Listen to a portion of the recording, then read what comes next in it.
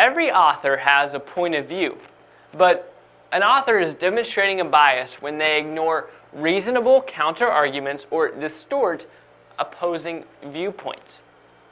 And so this bias is evident whenever the author is unfair or inaccurate in his presentation. And so that pretty much sums up what a bias is. It's when the author is unfair or inaccurate. So, like I said a minute ago, every author is going to have a point of view, but sometimes an author takes that point of view too far and undermines an opposing argument or is inaccurate in portraying the other argument. And so when that happens, the author is demonstrating a bias. Now, an author may use a bias intentionally or unintentionally, but either way, it should always alert the reader to be skeptical of the argument being made. So that's an important point to make, and an important thing to remember, that an author may promote a bias intentionally or unintentionally. But in the end, it doesn't really matter, because either way, the author is using a bias, and that's something that needs to be corrected.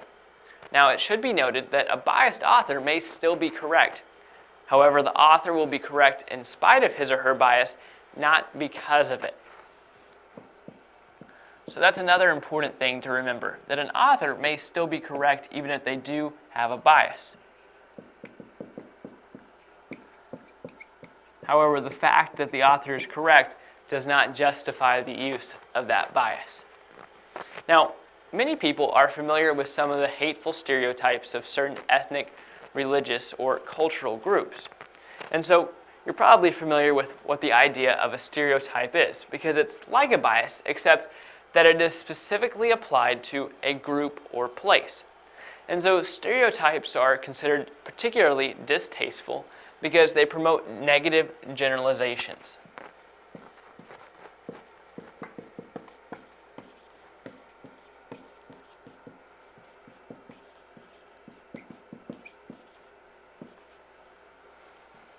And anytime an author uses a stereotype, it reveals ignorance on their part and a lack of curiosity. So readers should be very suspicious of authors who stereotype.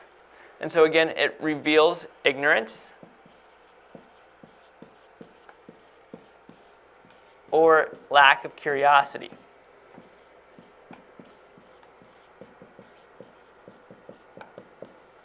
And so again, a stereotype is like a bias, except that it is specifically applied to a group or place. So basically, an author maybe looks at a group of people and sees something that they perceive to most of the time be true or is often true, and they make a generalization and apply it to the whole group. And generally, it's going to be something negative, and so generally it's something that's hateful towards that group. And it indicates their lack of curiosity. And you want a writer to have curiosity so that they are exploring all sides of an argument. And then again, a bias is when an author ignores reasonable counter-arguments or distorts opposing viewpoints. And because of that, the author ends up being unfair or inaccurate.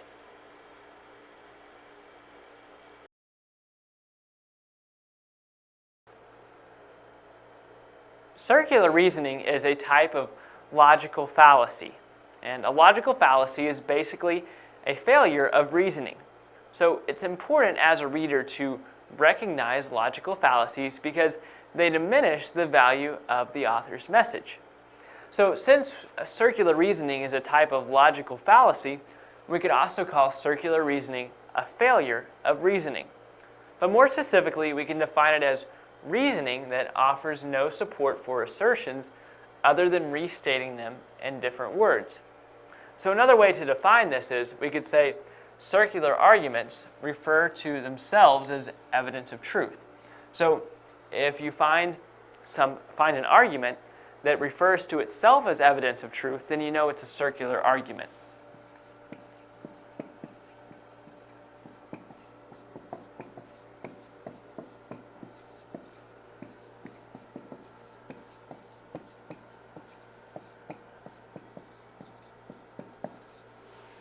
Now, circular reasoning is one of the more difficult logical fallacies to identify because it is typically hidden behind dense language and complicated sentences. Now, a simple example of circular argument is when a person uses a word to define itself. Like right here where it says niceness is the state of being nice. So if you as the reader do not know what the word nice means, then this sentence won't be of very much help to you. Now, right here we have a little bit of a more complicated example, and this is what you are more likely to find in your reading. It says poverty is a problem for society because it creates trouble for people throughout the community. So it is redundant to say that poverty is a problem because it creates trouble. So when an author engages in circular reasoning like this right here, it is either because he or she has not fully thought out the argument or because they cannot come up with any legitimate justifications.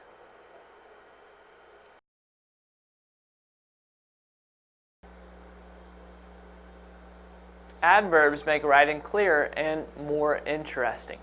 So an adverb describes another word. And so it can describe three different parts of speech. So it can describe a verb, an adjective, or even another adverb. And so an adverb completes one of four tasks. It can either tell how, when, where, or to what extent. So an adverb is going to describe a verb, an adjective, an adverb, and it's going to tell how, or when, or where, or to what extent. So I have three sentences right here, each with an adverb, so we're going to take a look at those. So this first one says, Mandy drove slowly. So we see an adverb right here of slowly. It ends in ly. And so a good way to find an adverb is by looking for a word that has the suffix of ly. Now, not all adverbs end in ly, and not all ly words are adverbs. So you still have to use your brain and look specifically at the word, but that's a good way to identify adverbs. So we have the adverb slowly, and it's describing drove. And so drove is a verb. And so slowly is describing drove. It's telling the reader how Mandy was driving, slowly. Now in this sentence, we see he drove really fast. And so here we find another ly word, really. Now really isn't describing drove. We're not saying he really drove. We're saying he drove really fast. So really is describing fast. So I'm going to circle fast, and in this case fast is an adjective. So in this sentence, adverb really describes the adjective fast. So it's telling the reader how quickly he drove.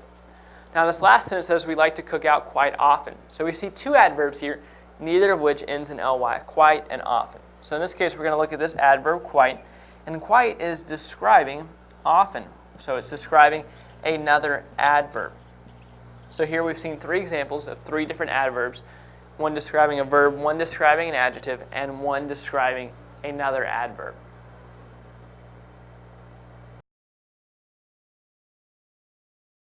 Allusion. Allusion is an uncited but recognizable reference to something else. Usually it's going to be a reference to something else in literature. Authors use allusions to make their own text richer. When an author uses an allusion, it gives their own writing the same significance or context that the allusion had. Let's look at some examples. Martin Luther King Jr. started his I Have a Dream speech by saying 50 years ago. This is a clear allusion to President Abraham Lincoln's Gettysburg Address. Lincoln started with fourscore and 7 years ago. So, even though Martin Luther King Jr. wasn't saying the exact same thing, he started out with 50 years ago, which is similar enough that people knew he was alluding to President Lincoln's speech. This reminded people of the significance of the event. And in reminding people of the significance of the Gettysburg Address, it lent significance to the speech that Martin Luther King was making. Let's look at some other examples. Scrooge. If someone is alluded to as Scrooge, or there's a Scrooge reference in writing, it's going to be someone who is not very generous. They're kind of miserly. They don't like to share.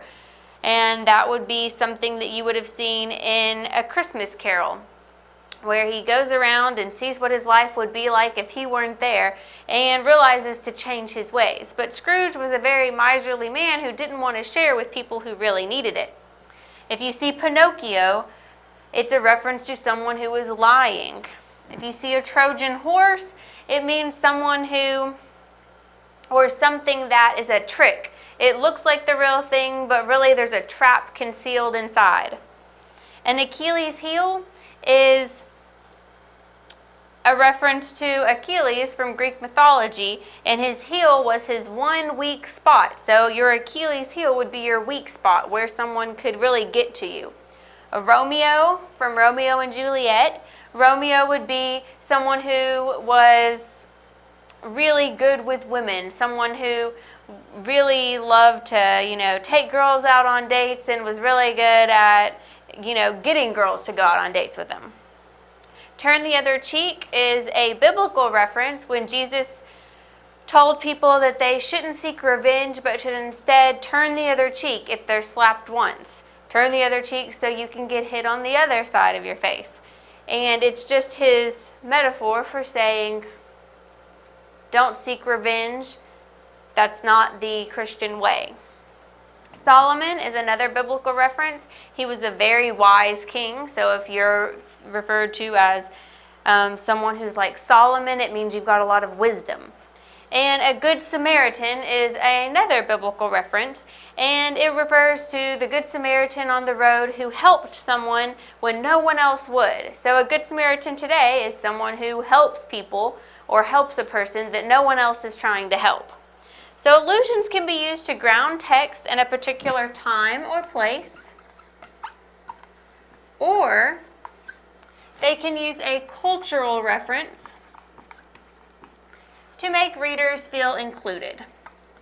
There are lots of reasons that a writer would use allusions, but every time that you use an allusion, it's meant to make your text richer and give your text more than it had before. So when you're reading, watch for allusions, and if you see one of these references, say to yourself, oh, that's an allusion. I learned about those. It's here to make the text richer. And think to yourself, what connotations do you get? How do you feel differently reading that word in the text? What did that word or reference do for your interpretation of the text? Because really, that's what allusion is there for. It's to add to the text and make it better.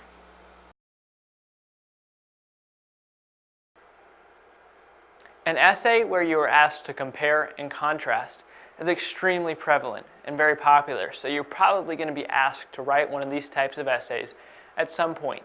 So it's important that you are prepared to do that. So look at this example, running and swimming as forms of exercise. So in this example, you'd be asking to compare and contrast running and swimming. So look at running and swimming and talk about how they are alike. That's the compare part of it. And the contrast part is talking about how running and swimming are different.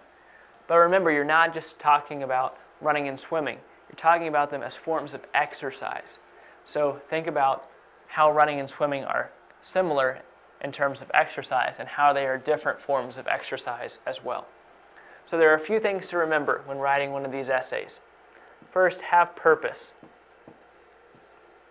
Don't just compare and contrast something just to do it. Have some kind of purpose, like that way your reader can determine which is the best form, or sometimes it's to show your reader which is the best choice. Then pick your style. Sometimes you can go back and forth, like you can talk about how running and swimming are alike in this way, and then talk about how they're alike in this way. Or you could just talk about running, keep talking about running, and then talk about swimming.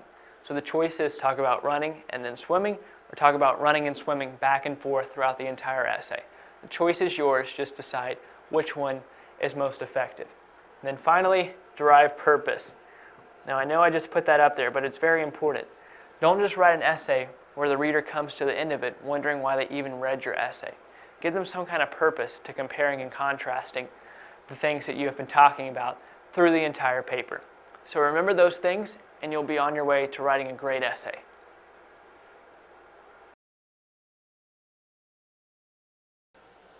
context. Sometimes when you're reading and you come across a word that you don't know, you can use context clues to make an educated guess as to what the word means. Now when you're looking at the word you don't know, you don't want to just look right before and after the word. You usually want to look at the sentence before and the sentence after. And sometimes you even have to look at the whole paragraph to get an idea of what that unfamiliar word means. Now, there are some clues that we can look at to help determine what the word means. One thing you can look at is a description. Sometimes a sentence or a sentence following or before the unfamiliar word will give you a description. For instance, the green-feathered macaw. Well, you may not know the word macaw, but by seeing green-feathered, you can infer that it is some kind of a bird with green feathers. Another clue you can look at are synonyms. If you hear the soft and supple leather, well, since you have soft here and then supple, both describing leather, you can figure out that supple probably has something to do with being soft. And in reality, it means moldable. It's easily moldable, and it is somewhat soft to be able to do that. We'll go ahead and note that this one was our bird. Now another clue you can look for are antonyms. Angie is sweet. She doesn't have a malevolent bone in her body. Well, you may not know what malevolent means, but you probably know what sweet means. And if she isn't malevolent and she is sweet, then you can figure out malevolent is something bad, something negative, the opposite of sweet. And in reality, malevolent means evil. Another clue you can look for are definitions. Sometimes the sentence before, after, or part of the same sentence your word is in will just give you the definition of the word. For instance, the echidna, an egg-laying mammal native to Australia, and then they might tell you some interesting fact about the echidna. Well, in commas, right after echidna is the definition of an echidna, an egg-laying mammal native to Australia. So you know what it is right there. The last clue you can look for is tone. Is the rest of this paragraph positive, negative, happy, scared? If you have a paragraph that's all one tone, then the word probably has something to do with that. If it's a scary tone, then this may be a word that it has to do with something scary. If it's positive, it may be a happy kind of word. So you can always take that into consideration whenever you are taking your educated guess. So once you've looked at clues and you've tried to figure out, looking before and after the sentence your word is in, looking at the whole paragraph, seeing if you can find a description, a synonym, an antonym, a definition, or figure out the tone surrounding that unfamiliar word, you want to take a guess as to what the word means. And then you want to reread the sentence to see if it makes sense to you and ask yourself, does it make sense? So if we were to insert bird here, the green-feathered bird, well, if it's something that has feathers and we have bird after it, that makes sense, so that one would work. The soft and supple leather. So if we know it means something else soft, maybe moldable, we could say the soft and moldable leather, the soft and flexible leather. Any kind of word like that that you put in that was similar to soft would work. It would make sense in your sentence. Okay, we were thinking evil here, something the opposite of sweet. Angie is sweet. She doesn't have an evil bone in her body. That makes sense. She is sweet. She doesn't have an evil bone. Now, the echidna sentence is a little different. If they plug in a definition for you, then it's a little harder to check. You would just say an egg-laying mammal native to Australia, and then maybe tell the sentence after that point because the definition's already there for you. There's not really a synonym for echidna or anything else you could have come up with for what that one meant. And once you've checked to make sure they all make sense, then you have a pretty good idea of what that word means. And you can see how using these context clues of looking for a description, a synonym, an antonym, a definition, or the tone of a paragraph can help you figure out that pesky unfamiliar word.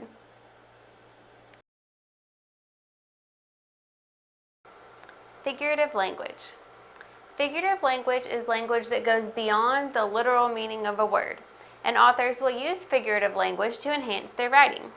Some common examples of figurative language are hyperbole, simile, metaphor, and personification.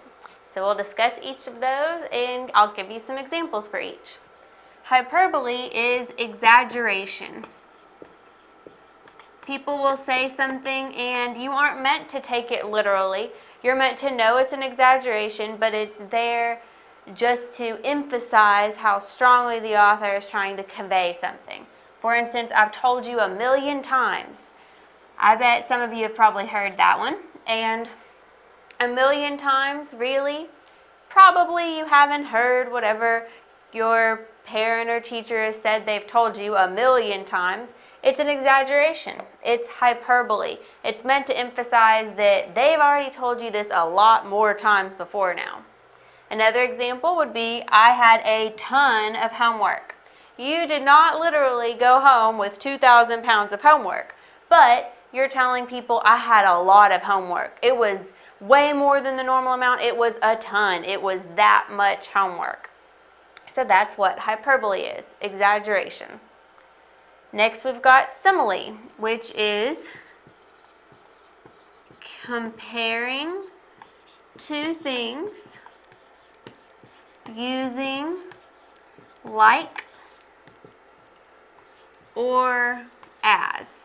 And this is very important. You have to use those words like or as, or it's not going to be a simile anymore. So, the child howled like a coyote. We see our word like. You're comparing two things in this sentence. The child howled like a coyote compares the child to a coyote using the word like. This example is letting you know that the child is loud. Its crying sounds like a howl, much like a coyote. So this figurative language is used to bring a coyote to mind to help you picture and hear in your mind how this child is screaming or crying. Next, let's look at this example.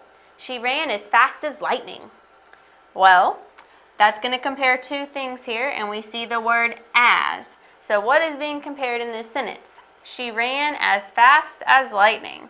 And usually when you have one as, you've got two.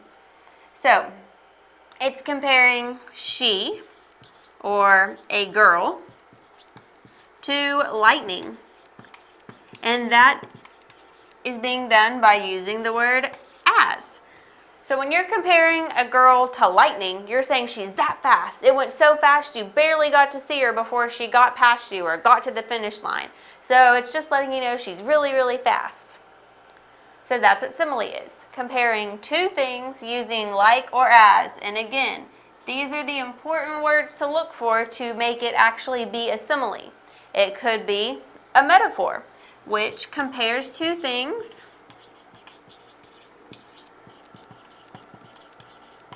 without using like or as.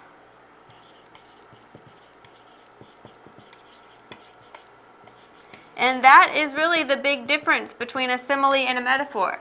A simile uses like or as. A metaphor does not use like or as.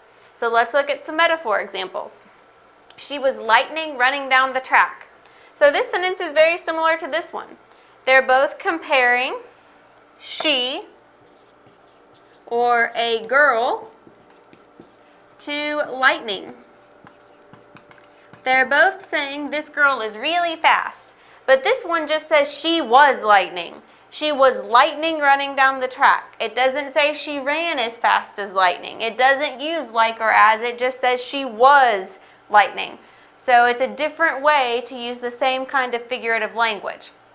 So that's one example of a metaphor. Let's look at this. And this is an excerpt from Edgar Allan Poe's poem, The Raven. And his eyes have all the seeming of a demon's that is dreaming. Now this one's a little trickier because it doesn't just come out and say, this was this, or this is this. Like here it said she was lightning. But it says that his eyes have all the seeming of a demon's that is dreaming. So we're comparing his eyes to a demon's eyes, which is basically comparing him, or a man, to a demon. If his eyes are like a demon's eyes, then this man is being compared to a demon, which is to maybe say that the man is evil. It doesn't mean he's literally a demon. It means he's got some characteristic of a demon. He's maybe an evil person. So in poetry, your figurative language may not always pop out at you if it's a metaphor. A simile is pretty easy to spot because you'll see like or as. But a metaphor might be a little trickier. So just look for what two things are being compared in that sentence or that phrase of a poem. And the last piece of figurative language we're going to discuss is personification, which is when an inanimate object is given human qualities. You are personifying it. You are making it do something a person would do, even though it's not something that can do these things. And remember, inanimate objects are going to be things that are not alive. A chair, a teapot, the wind, water, those are inanimate objects. So the example here, the water slapped the side of the boat. The water slapped. Can water actually slap like a person would slap? No, but it makes you think of the action of slapping and the sound you might hear with the slap whenever you picture this water slapping the side of the boat. And that's why they're using this particular word and personifying the water. Depending on what the story is about where this sentence appears, it could be that the water is being made as like an evil character. If someone drowns in this story, then the water would be seen as an enemy, and so it slapping the side of the boat would give it that negative feeling. Another example, the teapot shrieked. Shrieking, screaming, that loud sound, you can hear it in your head when you think about the noise a teapot makes. But a teapot isn't actually shrieking like a person would. It's simply making that noise because the air is hot enough that it's trying to get out now. Or the wind howled. Wind can't howl like a wolf would howl, but wind makes that same kind of sound sometimes, and so the author is trying to put that sound of howling in your mind when they're describing the wind. So figurative language can be a lot of different things. Hyperbole, where you're exaggerating. Simile, where you're comparing two things using like or as. Very important markers for a simile. Metaphor, where you're comparing two things without using like or as. And personification, when an object is given human qualities, whenever it's personified. And all of these techniques are used so that the words will go beyond the literal meaning of them and give you a deeper understanding of the poem or the work that you're reading. The author is trying to go beyond the words and make you really think about their meaning and put certain connotations in your head whenever you're reading. Historical context. Historical context can impact literature in a number of ways. The author's writing can be impacted by the historical period during which it was written, or the historical setting of the story. For instance, when Charles Dickens was writing, he was writing during a period where authors were paid by the word, which meant that his novels were very, very long.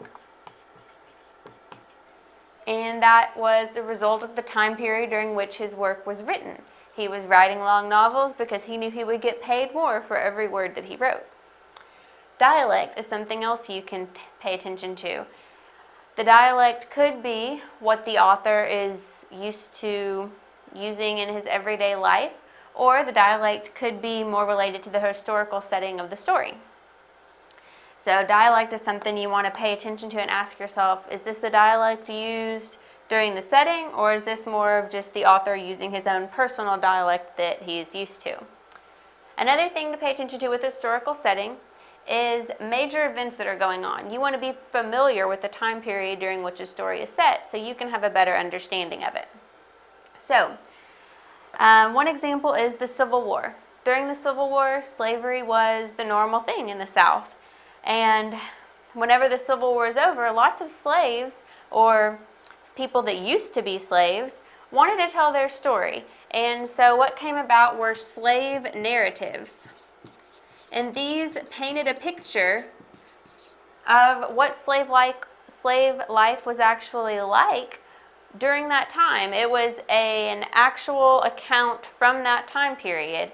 And it kind of also told the relationship between slaves and slaveholders.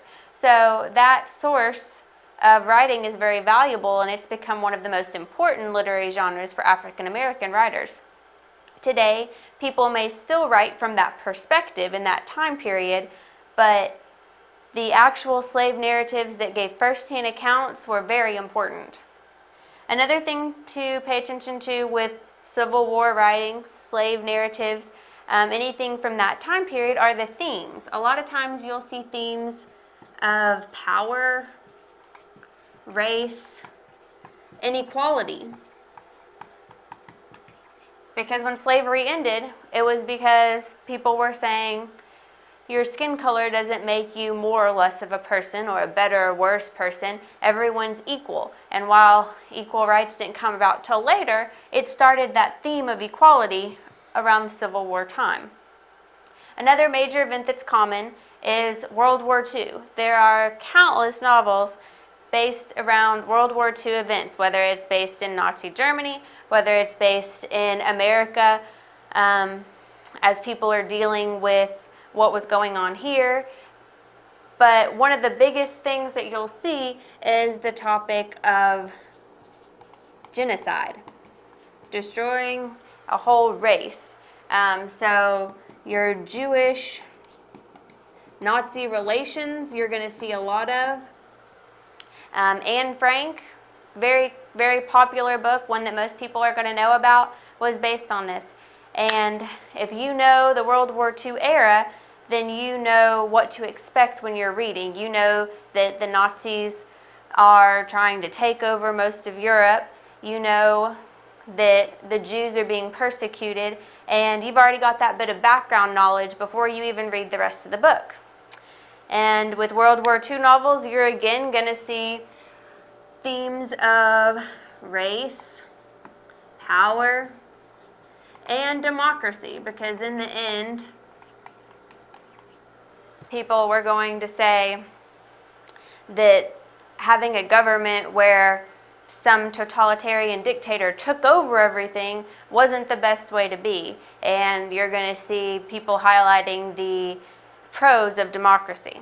So whenever you're reading, really pay attention to the historical context of the story, because the historical period during which it was written is always going to have an impact, and the historical setting is going to be very important for you to understand, so that you can understand why the author gave the character certain motivations and why the author carried out the plot as they did. Let's talk about literary genres. A genre is basically a category. So take music, for example. There are many different types of musical genres, such as rock, classical, pop, and country. So a musical genre is basically just a category of music. In the same way, a literary genre is basically a category of literature. It's when you take similar works of literature and group them together in different categories. It's also important to remember that the criteria for genres is always changing. Literary experts have differing views on which genres should exist and the criteria for those genres. So it's hard for me just to write up here on the board all the literary genres that exist, because it's not cut and dry. Different literary experts have different views on which ones exist. Then when you start looking at the literary genres, it can get confusing from there, because then you have subgenres that come from those literary genres. Take, for example, the two simplest genres, nonfiction and fiction. Nonfiction being a true story and fiction being a made-up story. Sometimes authors will combine those two genres by writing about a true story but changing the names of the characters. So then it's both a nonfiction story and a fiction story, creating a third genre. So take a look at some other genres out there. Take nonfiction, for example. You have the genre of nonfiction, but then you can split that up into the subgenres of essay, memoir, and then there's others as well. Or if you look at the Greek classification system of genres, you have poetry, drama, and prose. But poetry can be divided up into the subgenres of lyric and epic, and drama can be split up into the subgenres of comedy and tragedy. Comedy being a drama with a good ending, and a tragedy being a drama with a bad ending. But then the subgenre of comedy can be split up into more subgenres, such as a comedy of manners and a sentimental comedy. So you can see how confusing the classification system can get. But don't be overwhelmed by that. The main thing you need to remember is that a literary genre is a category of literature.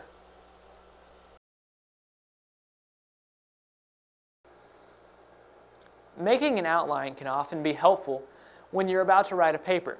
You don't always have to make an outline, but it's recommended, and some teachers may require that you write an outline before you start on your paper. So an outline just gives you an idea of what you're going to be writing about. It helps you structure your paper. So you just write your ideas down into an organized format, like you see here. So the main point is interviewing. So then there would be a subpoint, making a good first impression. Then there would be some smaller points, shake hands, make eye contact. Then there would be another subpoint, answering questions well, and then two more smaller points, be thorough and be concise. Now, we could have another Roman numeral down here if we had another main point. And you could have more subpoints. We could go all the way to Z with these subpoints, have C, D, E, and we could go all the way to 8 or more with these smaller points. You could have 8 smaller points about this subpoint. Whatever you need to do to accurately organize all of the information you have on a particular topic. Now, how do you come up with the information to go into this outline? Some people can come up with it off the top of their head, depending on how much they know about the subject they're going to write about. So say I'm writing about interviewing. Where am I going to get all of this information and these ideas to write about? So there's a couple of things I can do to help me figure out information to include in the outline. I could take about 15 minutes and just write everything I could down on a piece of paper about interviewing, and I wouldn't be worried about capitalizing words or using correct punctuation or correct spelling. I could use abbreviations. The sentences could be really simple and elementary. It's just all the thoughts that come to mind about interviewing. And then when I go to make an outline, I can use all of those ideas and formulate it into main points. And then once I do that first exercise of just writing everything down I can think of, I can find the main points in that and start connecting those points. So I could write some points right here. So I have a point there, a point there. I have some other points that are kind of similar. And I could draw lines in between them and circle some, whichever ones I think are important, whichever ones I think correlate to each other. And so I do that first exercise to get all my ideas down. Then I start drawing a relationship and figuring out the relationship between different ideas. And I may decide that that idea doesn't really fit in with the rest. So then I take that and I put it into this outline. So this is all prep work to help you make a great paper. And this also helps you avoid writer's block because you have an outline to go off of. Instead of wondering what you're going to write about next, you just look at your next point and you know what you have to write about.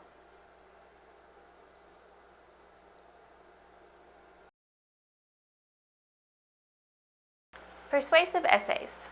When writing a persuasive essay, the writer will try to convince the reader to adopt the opinion of the writer on a particular issue. They do this in many different ways, but they should demonstrate a keen understanding of their audience. You need to know who you're writing to, who you're trying to convince of this opinion. Consider the interests, prior knowledge, and learning styles of the audience. So think about who you're writing to. Are they going to be interested in this topic to start with, or are you going to have to get them interested? Are they going to have any prior knowledge about this, or is this the first time they're going to be reading about it? How do they learn? What's the best way that you could support your thesis so that they would eventually adopt your opinion? These are all things to think about when you're writing. At the beginning of every essay, you're going to want to develop your thesis. Now, the thesis is going to be in the introduction of your persuasive essay, but it's going to be at the end, not at the beginning. So in most papers, your thesis will be at the beginning of that introductory paragraph, but not in a persuasive essay. Because in a persuasive essay, you want to establish credibility first. You want to win the trust of the audience, or at least their interest, before you tell them what you're trying to convince them of. And one way to do this is to use an anecdote or story. If you start off your paper with a short anecdote or story, it kind of warms the audience to you.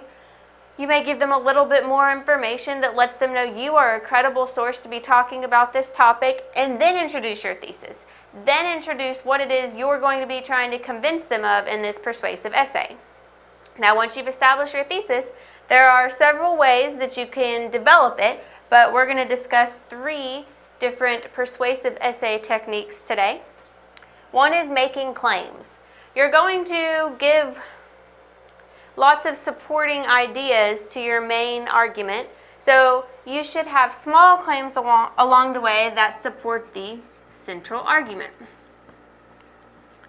You make one big claim at the beginning when you tell people what it is you're writing about, what it is you're trying to convince them of, but you're going to make several small claims along the way that support that central argument. Claims should be rooted in fact and observation.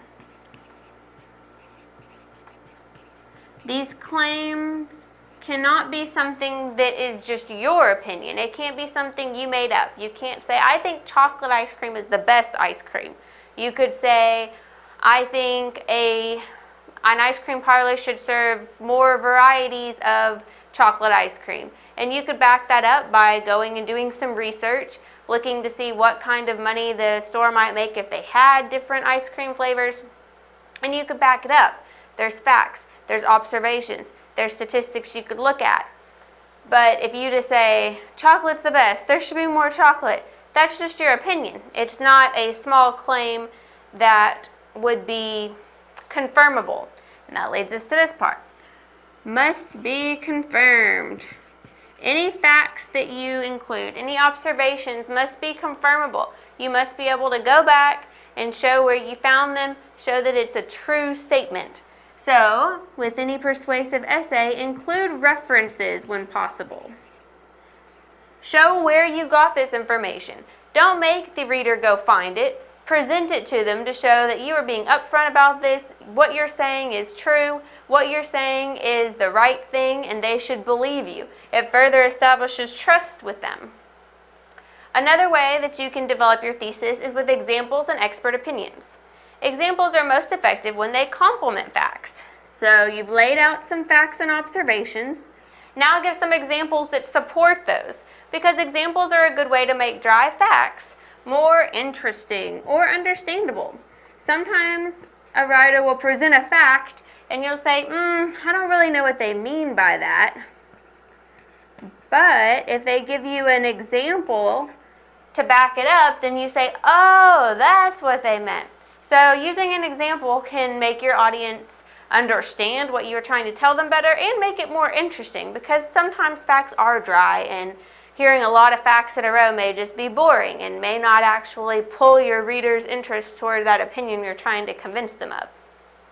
If you use an expert opinion, your expert should have a title or credential of some sort that clearly indicates the expert's knowledge and experience in the topic.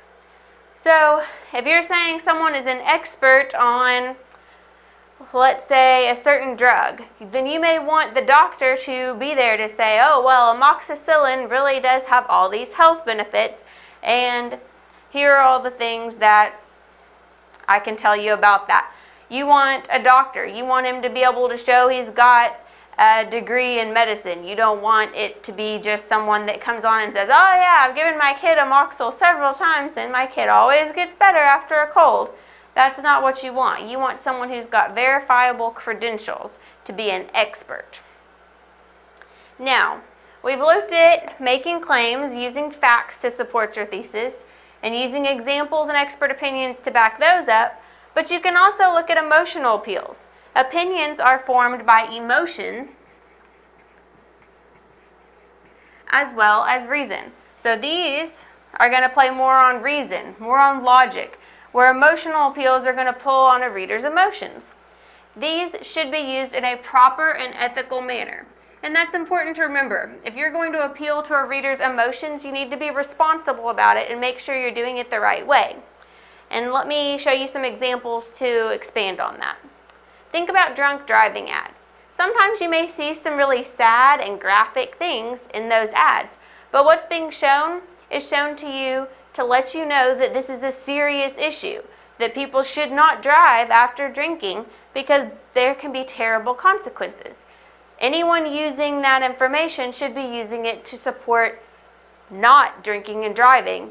And so even though it's pulling on your emotions, it's doing it for a good reason. But then let's look at politics.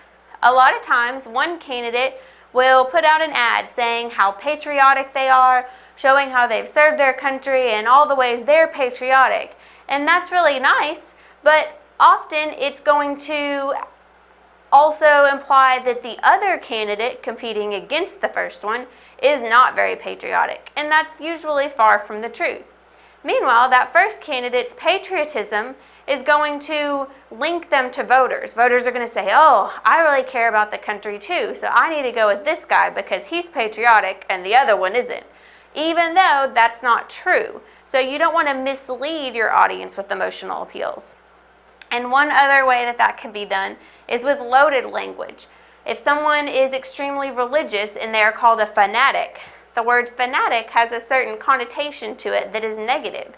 The same way if someone was environmentally conscious and someone called him a tree hugger, that has a negative connotation. So using loaded language words like that can give negative connotations and pull on a reader's emotions that way. And that's not what you want to do. You want to use it to support your argument, but not put down other things. So whenever you're writing a persuasive essay, make sure you're keeping in mind who your audience is, what their interests are, how much they may already know about the topic, and what's going to help them the most. And then you can decide if you want to use small claims along the way, expert opinions and examples, or emotional appeals to back up your thesis. But the most important thing you're going to need to do is to win your audience's trust. You want to establish that you're credible so that you can convince them that your opinion is the correct one. Plotline. Every plotline basically follows the same stages: introduction or exposition, the rising action, conflict, climax, falling action or denouement, resolution or conclusion. In the introduction, it's going to set up the plot and tell you what the story is about.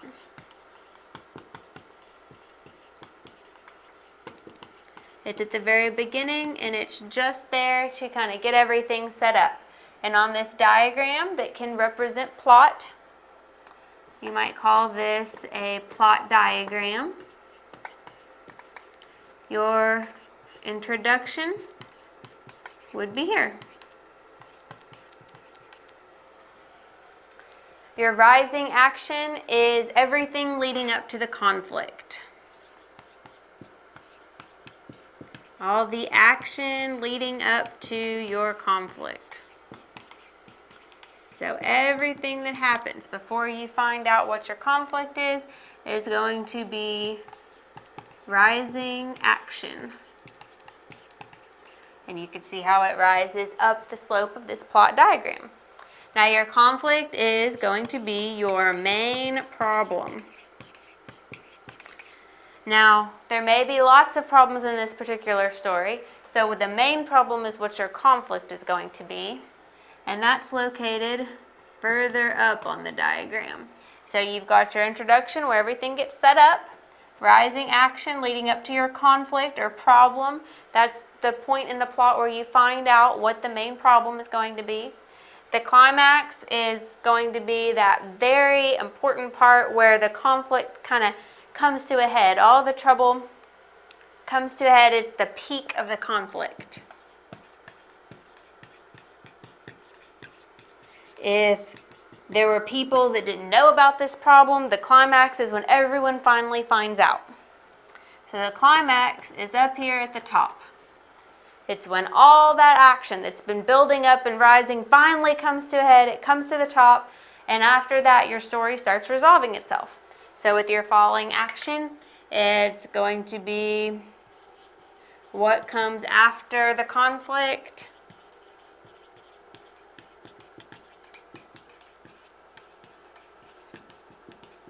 The beginning of a resolution.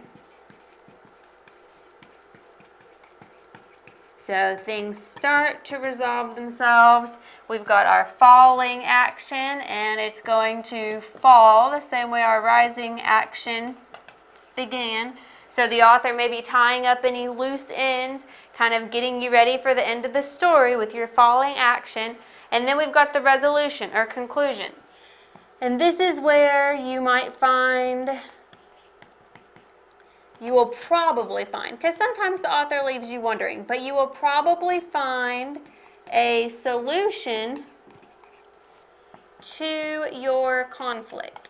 So whatever that main problem was, your resolution is usually going to contain your solution to that. And that's going to be over here at the bottom. Your resolution or conclusion. So whenever you're going through a story, it's usually going to follow these main stages. You're going to start with the introduction, where all of your plot information is set up. You kind of know what your story is about. You've got rising action, you've got characters interacting, you've got the plot building, and then you get to the conflict. You get to a problem. And after that, it's about how the characters are going to solve the problem. And you get to the climax where everyone now knows about the problem. It's the very peak of the conflict. And after that, you've got your falling action. Everyone is kind of wrapping things up.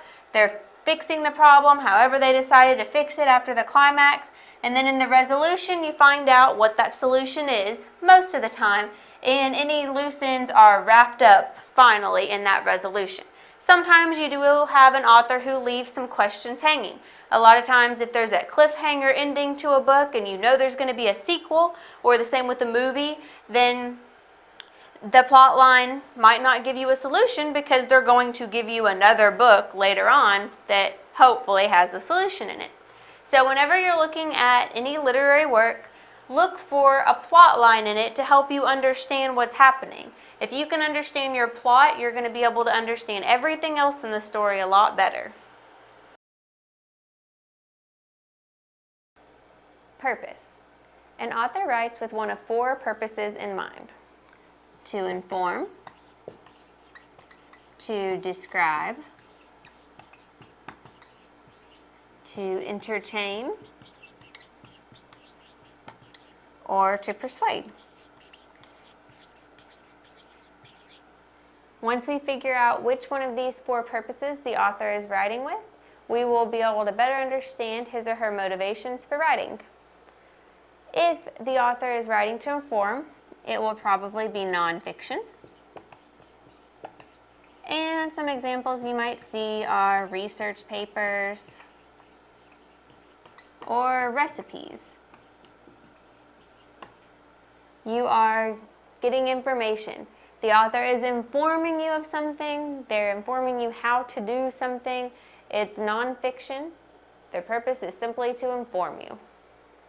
If the author's purpose is to describe, it will probably be fiction. And it's going to have lots of details. A descriptive story or paper is going to elaborate on details. It's going to give you as much description as possible, and a lot of times that's going to be something that's a work of fiction. While you will have details in an informational paper or writing of some sort, it's not going to be the same kind of details you'd get in a descriptive fictional narrative. If the author's purpose is to entertain, then it will also probably be fiction. And you will have humorous and or dramatic elements. Now, something that's funny or humorous is going to be entertaining, but something dramatic can be just as entertaining as something funny. And some of the best stories are going to have humorous and dramatic elements in them. So something written to entertain is usually fiction, and it will sometimes have both of these elements, or sometimes just one or the other. But it's written to entertain you, to make you feel entertained, like you are reading a story that you are enjoying. If the author is writing to persuade you of something, you are probably going to see an editorial or an advertisement. All those ads you see on TV are meant to persuade you to buy something, persuade you that one product is better than another. So that is where advertisements are going to be one of the primary places that you see persuasion writing. An editorial in a newspaper may lean toward or against a certain topic or candidate in a political campaign, and so those are also written to persuade you one way or the other. But most people are going to see ads on almost a daily basis, whether it's on the internet, whether it's on the TV, whether it's on a billboard driving down the highway. So this is something you'll see every day, whether you're trying to or not. So the four main purposes an author will write with are to inform, to describe, to entertain, or to persuade. And once you determine what the author's purpose in writing is, you will better be able to determine the author's motivation for crafting his work.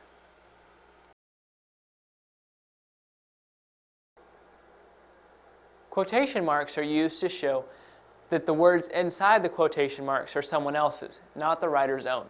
So look at this sentence. Come over here, Joe said. So the quotation marks right here and right here are conveying that the writer did not say come over here. Joe said come over here.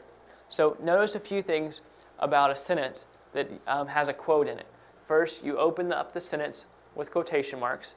Then you capitalize the first letter of the first word inside the quotation marks.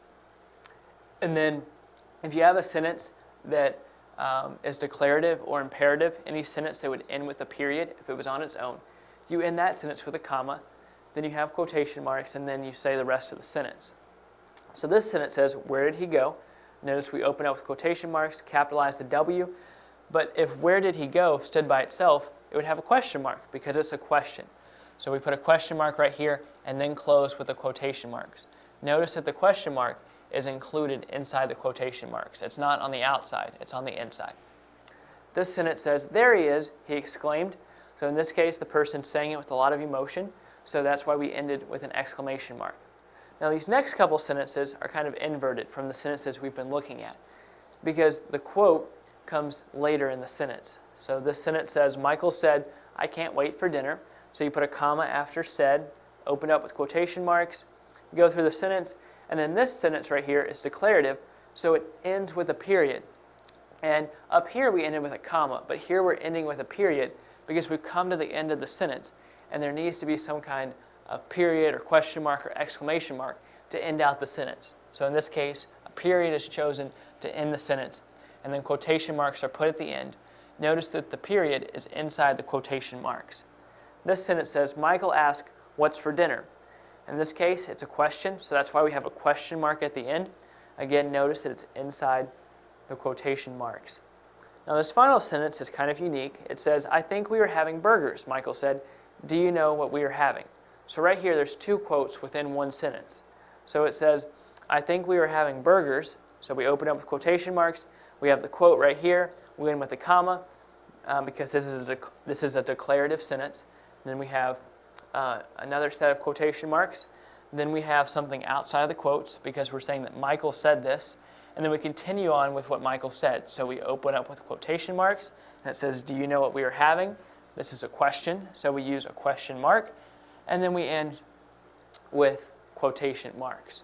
So those are the important things you need to remember when using quotation marks.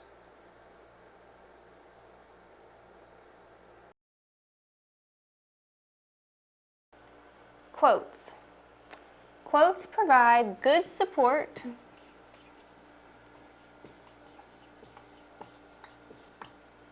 in a response to literature. Now, There are several ways you can use quotes to provide good support in a response to literature. One way would be to pull out a quote and discuss whether you agree or disagree with it.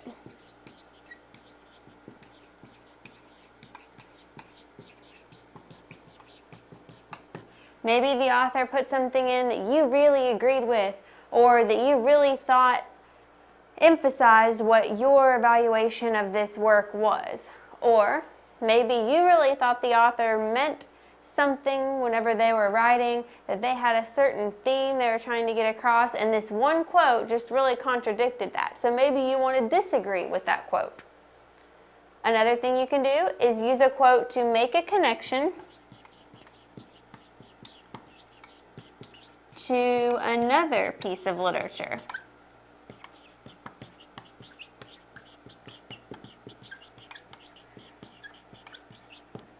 Maybe you found a quote in your work that you're reading and it struck a chord and reminded you of something in something else you'd read, and connecting the two would make your interpretation stronger. Then you could use a quote from your current work or a work from the piece of literature you're trying to connect, or you could use a quote from both of them to show the connection between the work you're responding to and the work you're trying to connect. Show how they're similar, show how they're different.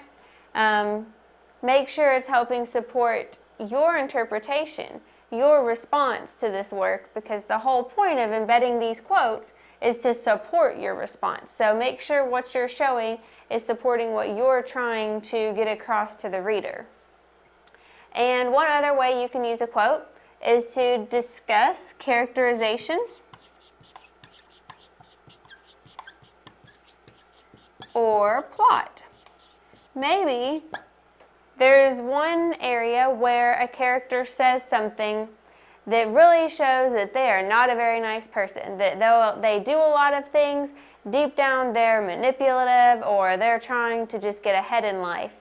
Or maybe you have a quote that shows that someone you thought was not such a great character really is kind and just misunderstood. You might want to pull out that quote and discuss it if it's going to support your response.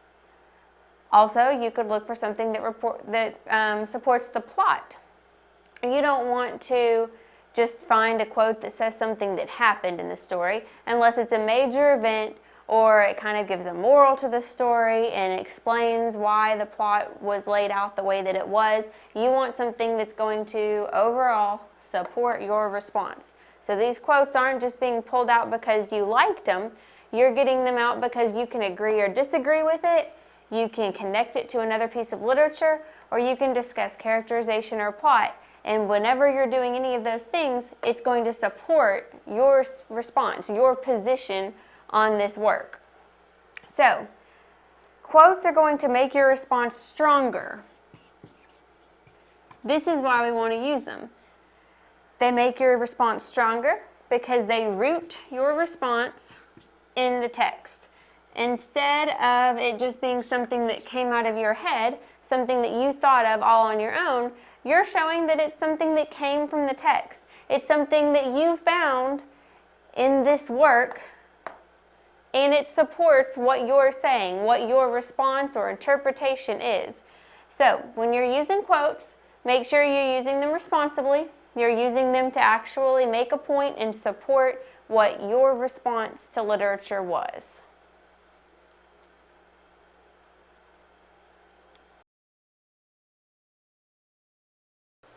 Theme.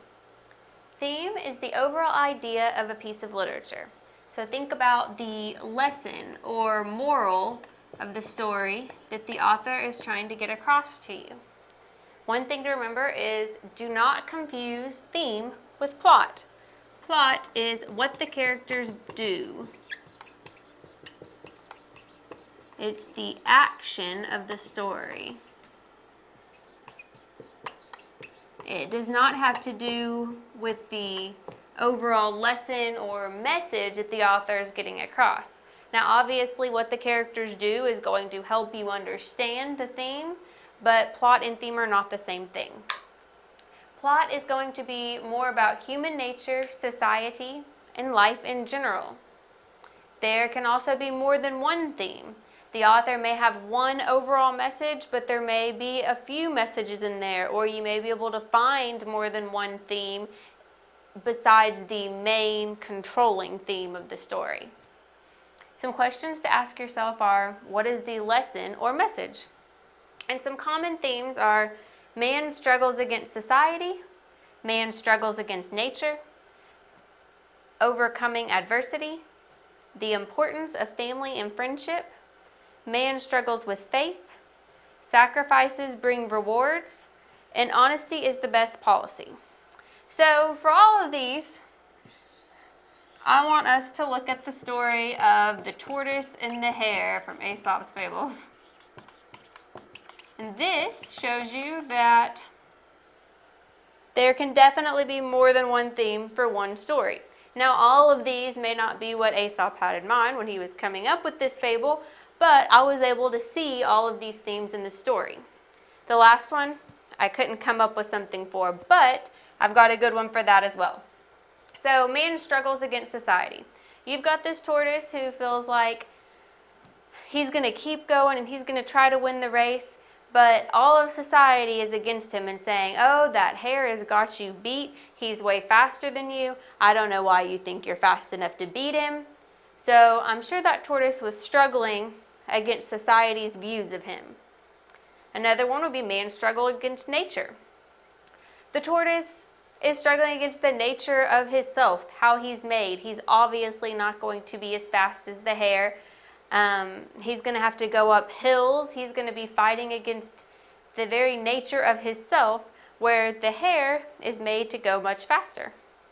Overcoming adversity. Just simply winning the race, the tortoise ended up winning even though no one expected him to do it. Even though people were probably telling him, oh, you can't do that. The hare's always going to beat you. The importance of family and friendship. Now, I've talked a lot about society, telling the tortoise he couldn't do this, but I'd like to think that the tortoise had some family and friends on his side that were urging him on, that helped him feel like he could actually go through and win this race. Man struggles with faith. The tortoise had to have faith in himself. The hare was very, very cocky. He felt like he had this race won, so much so that he went and took a nap, where the tortoise didn't do that. He had faith in himself and knew that he could do this if he just kept going, if he gave it his all.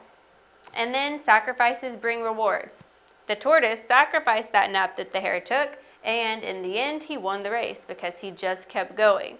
Now, the moral of the story they give you is slow and steady wins the race, but I can see all of these themes in that story. Now, honesty is the best policy. I couldn't really come up with one for, but you can always look at Pinocchio. Pinocchio, every time he told a lie, his nose grew. It was not a good thing. Every time he lied, something bad happened to him. I won't ruin the whole story for you, but everyone knows about the growing nose, which is a sad punishment for someone who is not using honesty. So it's showing you honesty is the best policy. So whenever you're reading a story, you can look at what the characters are doing to figure out what the plot is, but remember the theme is different. The theme is going to be the controlling idea in that piece of literature. And you want to ask yourself, what is the lesson or moral the author is trying to get across to me? Transitional words and phrases. Transitional words and phrases are used to guide the reader through the text. You've probably seen a lot of these common transitional words and phrases before, but you may not have thought about what their operation is, what their purpose is in the paper. So let's look at the different ways transitions can be used. You can have transitions that show time information. For instance, after, before, during, in the middle of. These all tell you when in time something is happening. You can also have transitions that indicate an example is about to be given. For example, in fact, for instance. If you say something, if you state your main idea and then you want to give a supporting example, you can say, in fact, let me tell you this thing. For example, dogs make good pets because they are very loyal. These phrases let you know that an example is coming. Transitions can be used for comparing. Also, likewise, you're saying how two things are alike. This is also like this. Likewise, we can look at how dogs are good companions. You can also use them for contrasting, saying how two things are different. However, but, yet, you would like a dog for a pet because they are so companionable, but a cat is not going to be as affectionate. They won't make as good of a companion as a dog. So you can contrast two things using however, but, yet. Transitions can be used to suggest addition, to let you know that more is coming. And also, furthermore, these all let you know more is coming. More examples are coming, more information is coming, more details of the same sort. You can have transitions that reflect logical relationships.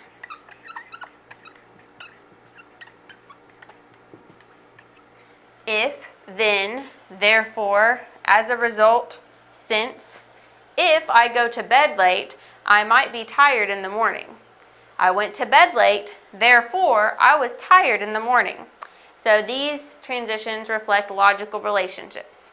And our last example for transitional words and phrases are steps in a process. And these words show that exactly. They're showing steps in a process. First, you'll gather up all your ingredients. Second, you'll mix the dry ingredients in a bowl. Last, you'll take the cake out of the oven. So these steps are telling you exactly what's happening first, second, third.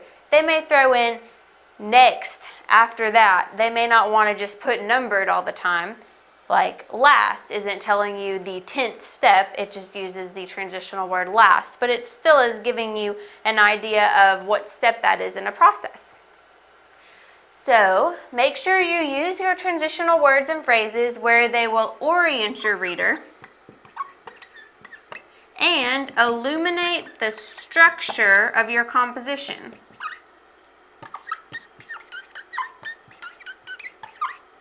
You want to let your readers know where they are in your paper.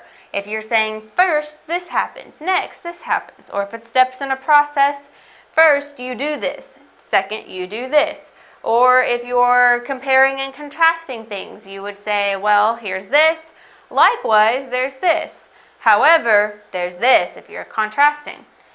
And you want to illuminate the structure of your composition. If you're writing a compare and contrast essay, these compare and contrast transitional words are going to help highlight that that's what type of essay you're writing. If you're writing a persuasive essay, you might see a lot of examples. If you're writing an instructional essay, you'll see a lot of steps in a process. If you're writing an informational essay, you may have some logical relationships. So using these transitional words and phrases can help let your reader know what the purpose of your writing was. So please always include transitional words and phrases in your writing because you want to guide your reader through the text and let them know what your purpose is.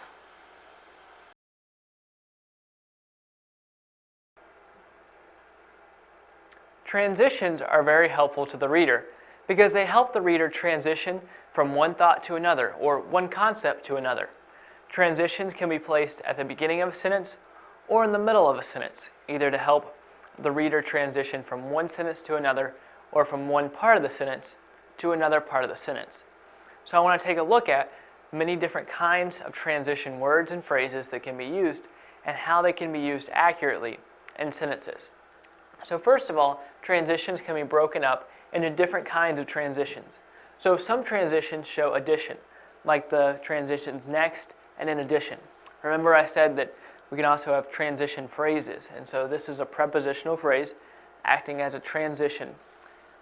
Another type of transition is a summary, like in conclusion or finally. And there are some transitions that show sequence, like later or then. And then finally, some transitions show contrast, like although or meanwhile. So how can you effectively use these transitions in sentences? Many times the transition word or transition phrase needs to go at the beginning of the sentence. Like here, this sentence says, next, bake the cookies for 10 minutes. So we put the transition at the beginning of the sentence and put a comma after it. Now, generally, commas come in pairs in sentences when they are showing that a certain part of the sentence isn't needed. So notice here that next could be removed from this sentence, and we could just read the sentence like this, bake the cookies for 10 minutes, and it would still make sense. So usually when you have some kind of phrase or word that could be omitted from the sentence, you put commas on both sides of it. Like here's part of a sentence, then there's a comma, here's the part of the sentence that isn't needed, another comma, and then the rest of the sentence. But when a word or phrase comes at the beginning or the end of a sentence, you only need one comma because you wouldn't put a comma before next. That would look funny. So you just put a comma after it to show that next isn't there. So although next isn't essential to the sentence, it's helpful because it helps the reader understand the transition from one thought to another. In this case, the next step in directions on how to bake cookies. All right, this next sentence says, although I enjoy the outdoors, I do not like to run. Although is a transition that shows contrast. And notice here there's not a comma right after although. It's placed after outdoors. But again, although I enjoy the outdoors could be removed from the sentence, and it would still make sense. It would just say, I do not like to run. Nevertheless, this part of the sentence is still important to the overall paper. Now, notice that in certain cases, you have to continue the sentence for it to make sense. Like here, it wouldn't matter whether next was here or not. But since you've put although right here, you have to finish the sentence. You couldn't say, although I enjoy the outdoors. Because I enjoy the outdoors makes sense by itself, but once you add although to it, you're telling the reader that there's something else that needs to come. So after you put, although I enjoy the outdoors, you have to put, I do not like to run to finish out the sentence. So the things that are important to remember from this session is that there are many different kinds of transitions that can be classified into different categories. And there's many more categories we could have listed and many more transitions we could have listed under each category. And then generally, the transition word or phrase is going to go at the beginning of the sentence. And in this case, where there's a phrase at the beginning of the sentence that is started off by a transition word, make sure you finish the sentence and don't leave the reader hanging by writing a fragment.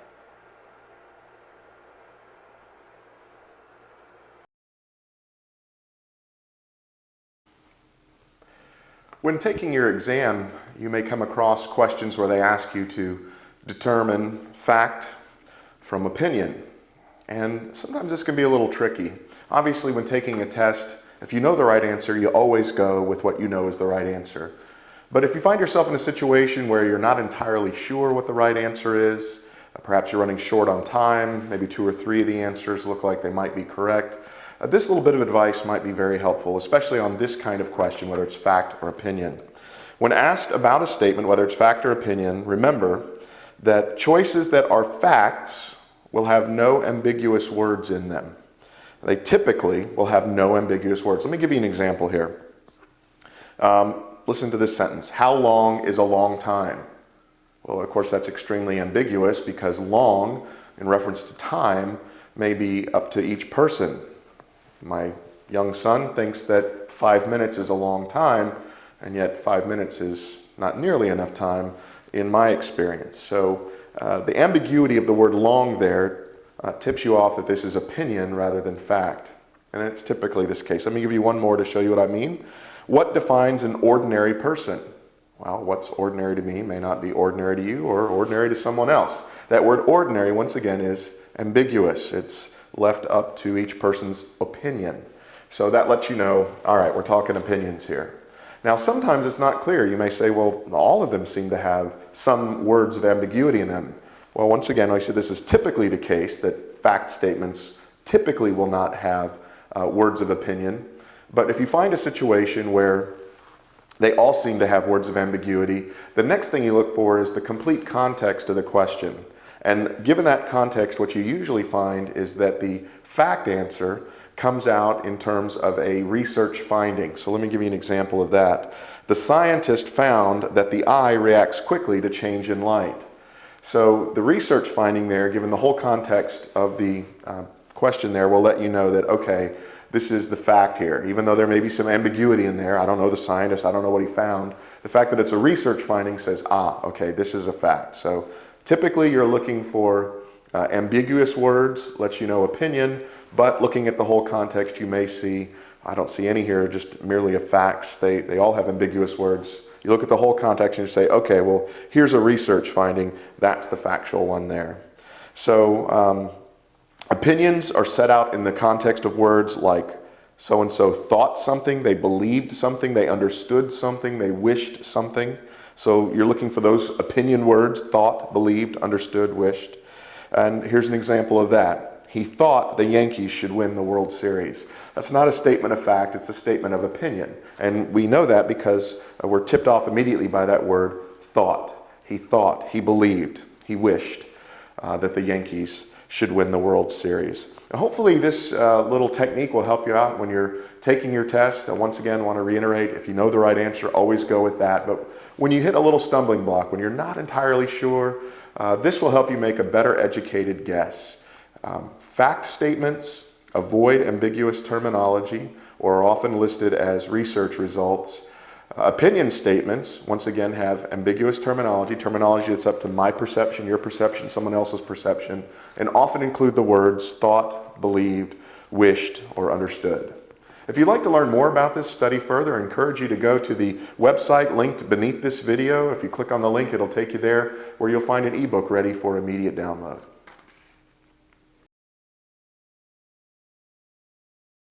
ACT, reading, comprehension. We could place the term false analogy into a group called a logical fallacy, which is a failure of reasoning. And so as a reader, it is important to recognize logical fallacies because they diminish the value of the author's message. So like I said, a false analogy is a logical fallacy. And so we could also call a false analogy a failure of reasoning. But more specifically, it is when the author suggests that two things are similar when in fact they are different. So basically, a false analogy is a false comparison.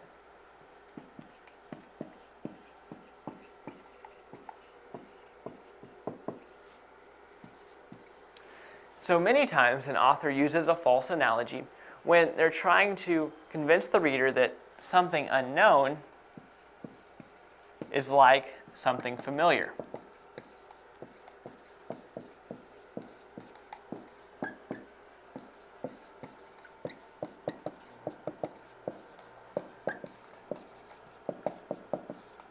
So the author is taking something unknown to the reader and comparing it to something familiar. Now, here, the author is taking advantage of the reader's ignorance. Because like I said, this is comparing something unknown with something familiar. So the reader is not familiar with this unknown thing that we're talking about. So because of that, the author is able to take advantage of the reader's ignorance. So an example of a false analogy would be this statement right here. Failing to tip a waitress is like stealing money out of somebody's wallet. Now, of course, failing to tip is very rude, especially when the service has been good. But people are not arrested for failing to tip as they would be for stealing money from a wallet. So to compare stingy diners with thieves is a false analogy.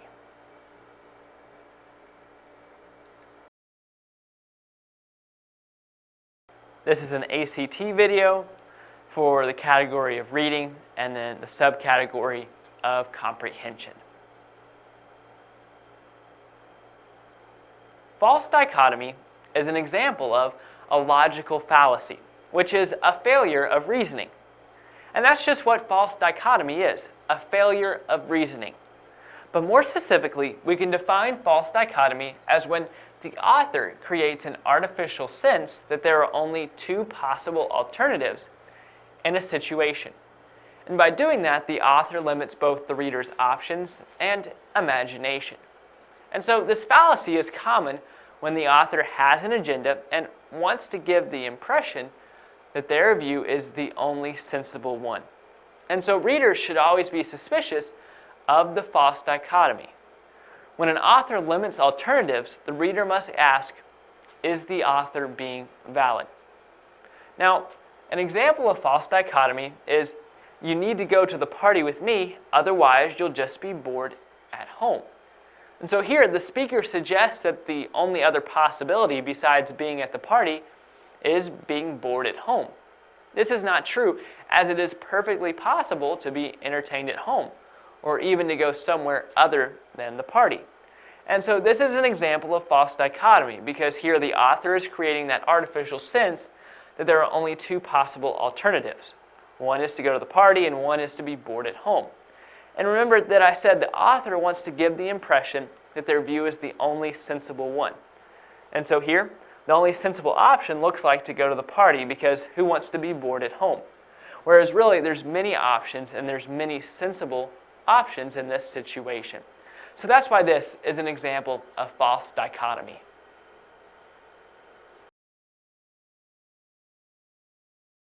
ACT, reading, comprehension.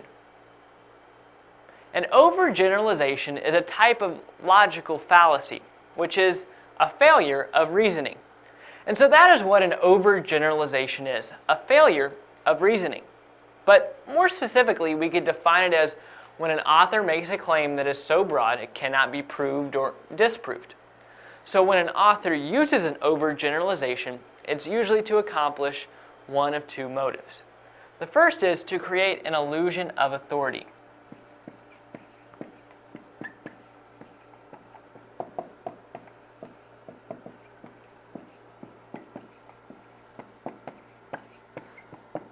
So the author may want to make it look like they have authority when in fact they do not. The second possible motive is to sway the opinion of the reader.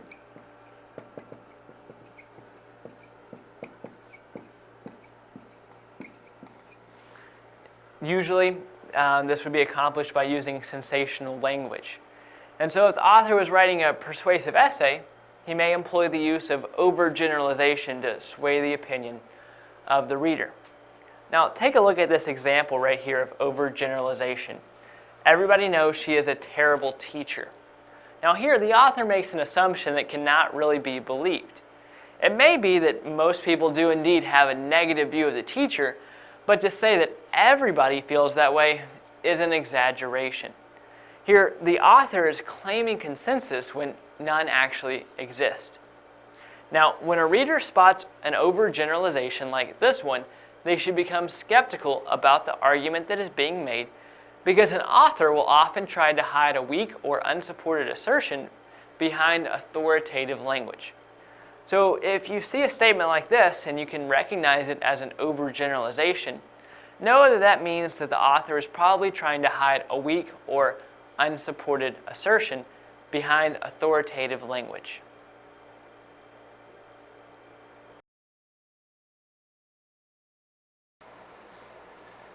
Parentheses. Parentheses are used to designate which operations,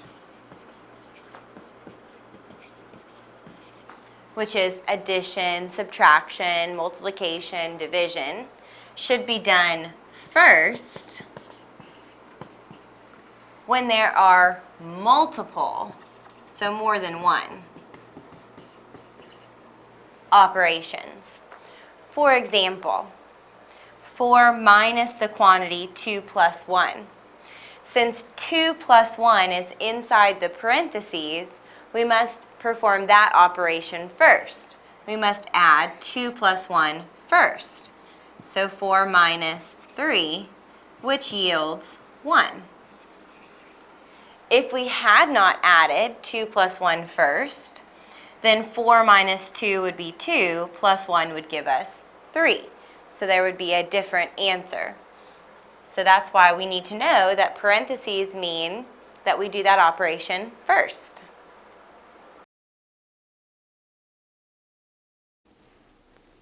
When we think about narratives, stories, things like this, they're often told from a particular point of view.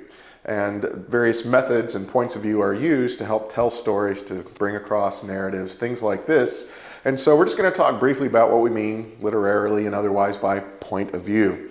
Point of view is a mental position from which events and things are viewed. The mental position from which events and things are viewed.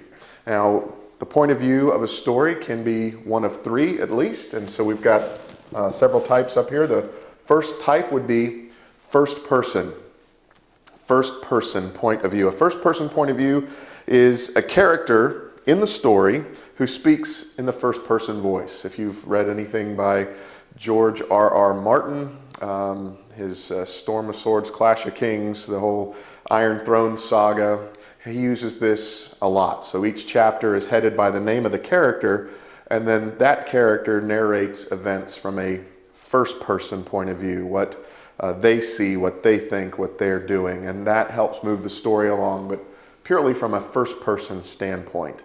That person's point of view as they speak about themselves, their feelings, their motivations, and what they see around them. So first person is the first type of point of view within a story. Second is third person objective. Third person objective. And that last word is critical there. What we mean by a third person point of view is there is someone removed from the action, a third person, a narrator if you will, who is describing things that are happening out there. But that last word makes the critical difference. So in a third person objective point of view, the narrator, not a character in the story, speaks in the third person voice and tells only what is observable through the five senses. Tells only what is observable through the five senses. What's heard, what's seen, smelled, experienced, but nothing internal to anyone else or anything else. Only what that third person view can see objectively. Then there is finally point of view third person omniscient. Third person omniscient. What this means is you've got a narrator, once again, not a character in the story, who speaks in the third person voice and can tell and reveal the thoughts and the feelings of characters within the story. They know things that are not immediately observable on the surface. All of these are beneficial to be necessary to move a story forward, to help a narrative move along.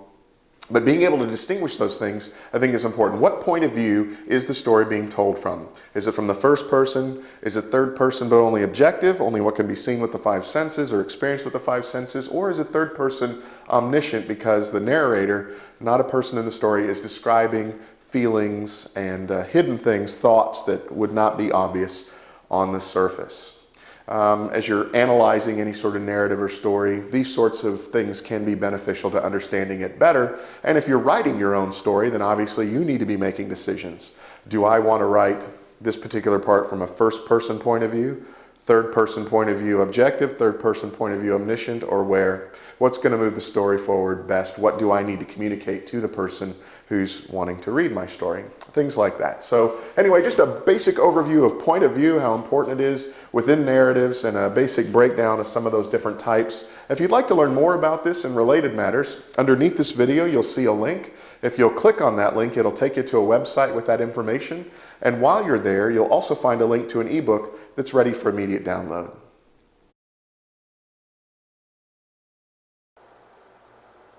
A technical passage is a piece of writing used to describe a complex object or process. So that's the main point of a technical passage, to describe a complex object or process.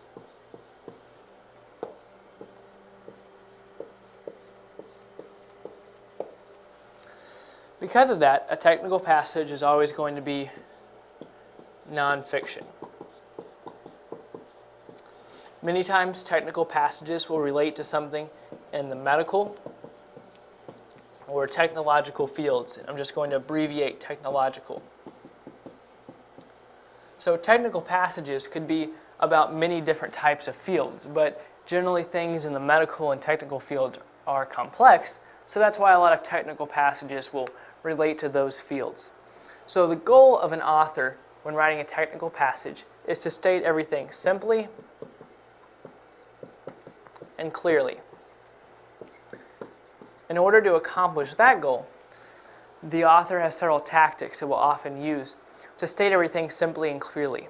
The first is by putting everything in a logical order.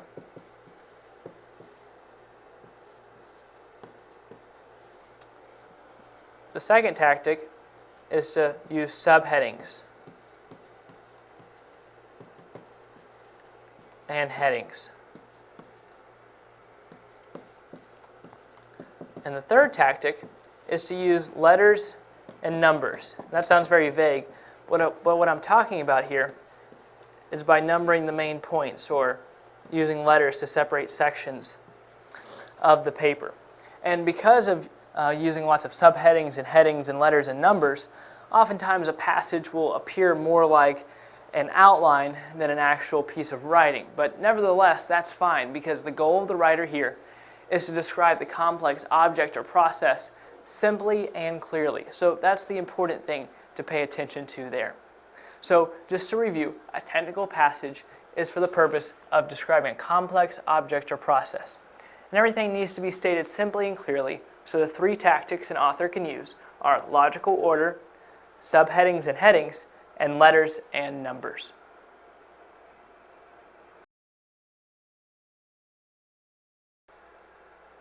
Characters are an essential part of every story. So characters can be classified into two main categories, flat and round. The terms flat and round pertain to how much the character changes throughout the story. So flat characters have little change in personality throughout the story, or many times no change in personality. They're very predictable, they're always the same.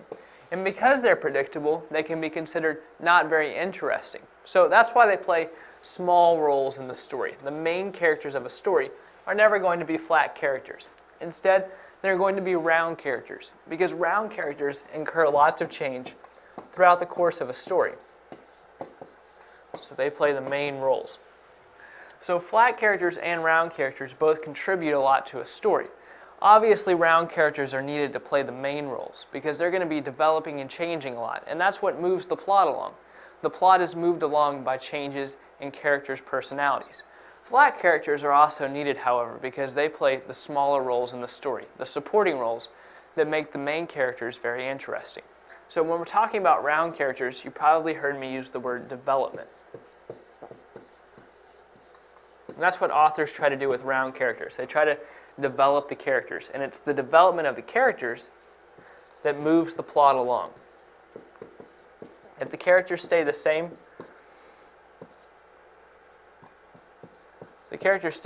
throughout the entire story, then the plot's not very interesting because the plot's not going to progress very much. So round characters are essential to moving the plot along. But the important thing to take away from this, if you remember one thing, is that characters can be split up into flat characters and round characters. Flat characters having the same personality and round characters changing in personality throughout the story.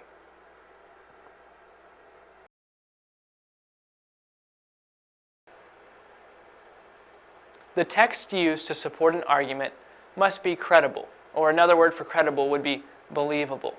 And it's important for writers to be credible so that the reader will believe their writing. So there's a couple of important things that an author should do in order to be credible. First, they need to be knowledgeable on the subject.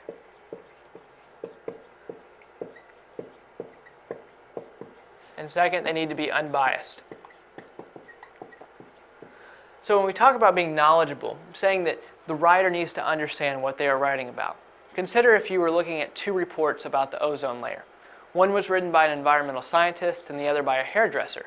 You are more likely to believe the report written by the environmental scientist than the report about the ozone layer by the hairdresser. Why? Because the environmental scientist knows more about the ozone layer, or at least you believe that they do.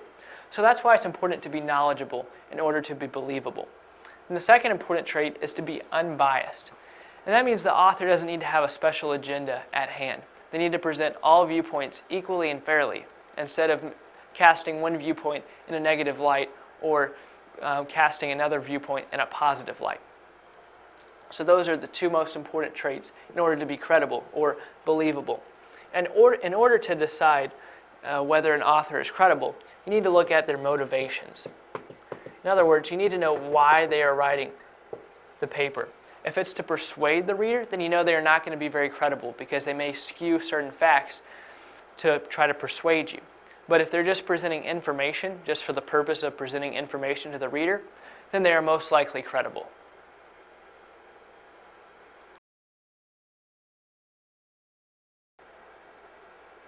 Almost any type of writing is descriptive, and then it seeks to describe a certain person, place, thing, or idea. But a descriptive text is more specific, and then it takes one particular subject and then tries to depict that clearly to the reader. So we could say that a descriptive text focuses on one subject.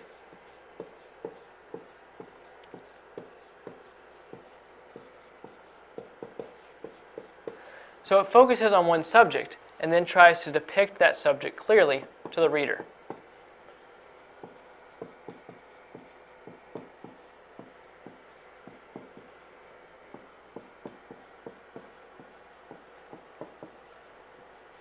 And when you think of describing something, that means using lots of adjectives and adverbs, lots of descriptive words. So as you can imagine, a descriptive text is going to have lots of adjectives and adverbs. So I'm just going to abbreviate adjective and adverb.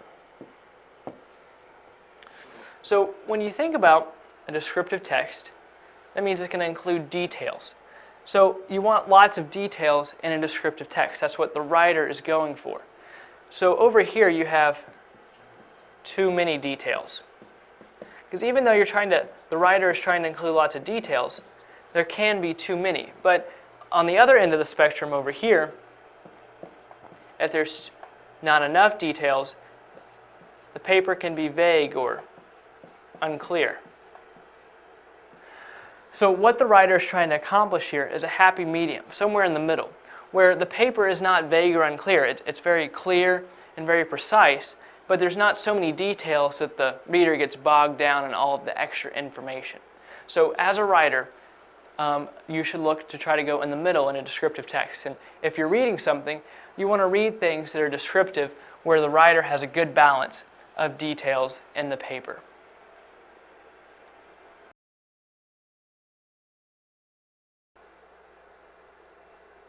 A drama is a play written to be spoken aloud.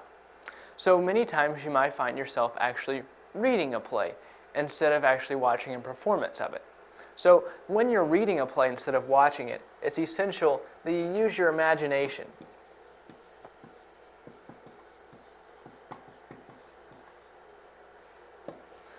When reading a play instead of watching it, you can't see characters interact with each other. You have a harder time imagining the setting of the stage because you're just reading it. So that's why it's essential that you use your imagination to fill in any missing gaps. So while there are downsides to reading a play instead of watching it, there are some positives. For one, you have freedom of point of view.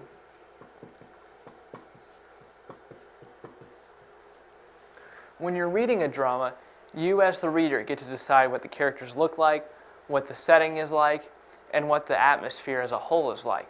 And when you're watching a play, the actors decide that for you. So you have a freedom of point of view when you're reading the drama. You also have extra information when you're reading a drama instead of watching it. Many times the author of the drama will have side notes, or if you're reading an older play like a Shakespeare play, there may be things in the footnotes that help tell more about the setting or why this is like that. And also plays that are older and hard to read because of the older English text, there may be footnotes that tell you how to read it in modern English. So that can be helpful, and if you were watching a play, you wouldn't have any of that extra information. So that's another positive. And the third positive is you have time to study the drama. The drama passes by very quickly when you are watching it, but when you are reading it, you have time to stop, look up the meaning of words, read some more about the play, or gather any additional information that you think would help you better understand the drama. So again, when you're reading a play instead of watching it, make sure you're using your imagination and fill in any blanks. And then remember the positives here. Make sure that you use your freedom of point of view and read the extra info. And do some extra study. There is one point I should make though. The most important part of a drama is speech or dialogue. In many other works of literature, that's not necessarily the case. But here, the main part of drama is going to be the characters' interactions with each other, which generally comes through speech. So if you're analyzing a drama, speech and dialogue is what you're looking for.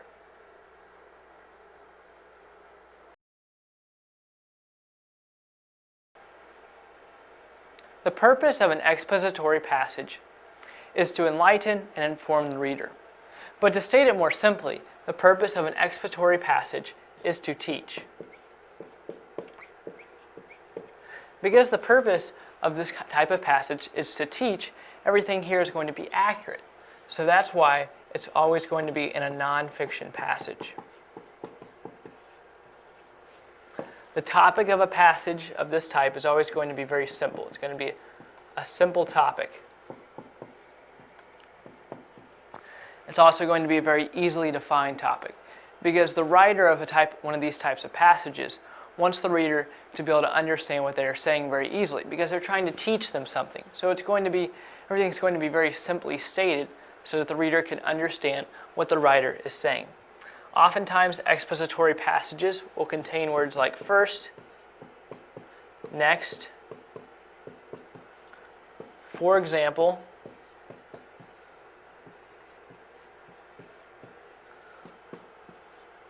or therefore.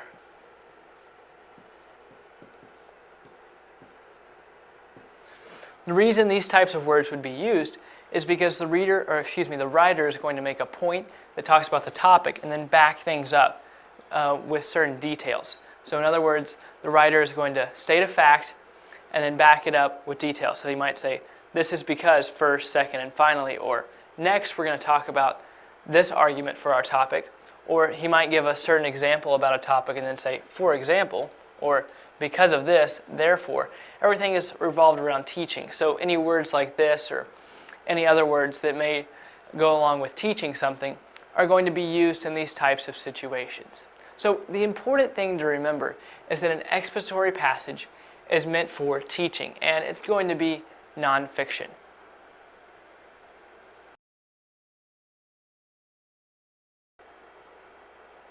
Authors will oftentimes try to express feelings.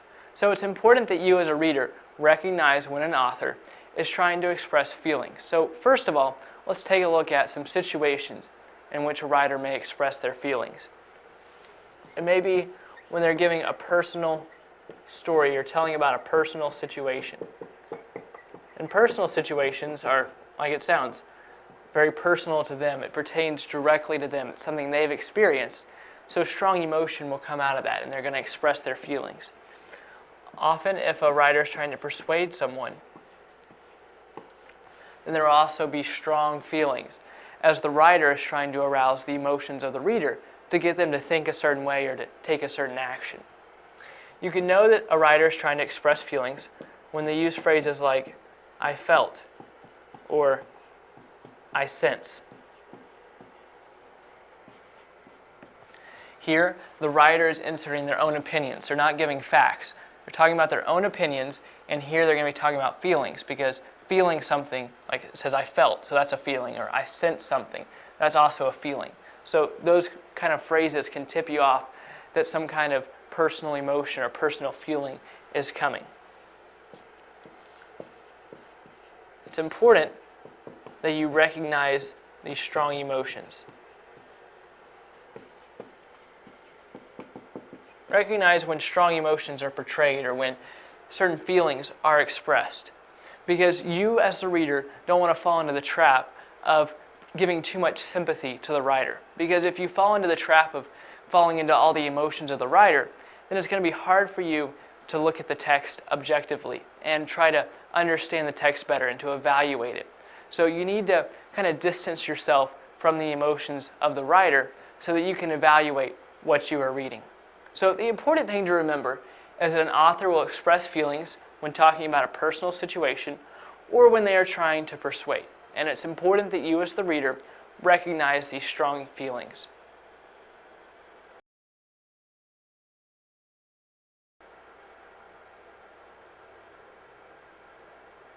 Every piece of writing should have a logical conclusion, and it's your job as the reader to identify that conclusion, mainly for the purpose of helping you to understand whether you agree with the writer or not. Because you don't want to just read a piece of literature, you want to analyze it. So one step in that process to better understanding it is identifying the conclusion to know whether you agree with the writer or not. So now I want to talk about how to identify that conclusion. So you're going to need to infer a lot, or make an inference. And to infer something, just means to take what you already know and combine it with something else to draw a conclusion. So it's pretty self-explanatory. And so what you're going to have to do is you're going to have to combine two things. What you already know with the info or the information found in the text.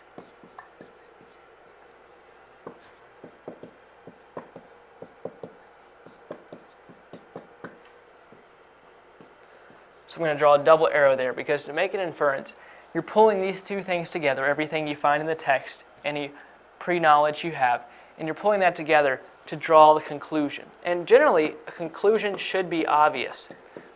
If a writer does a good job in their writing, then the conclusion should be easily identifiable. Otherwise, you may draw a conclusion that is not the conclusion the writer had in mind.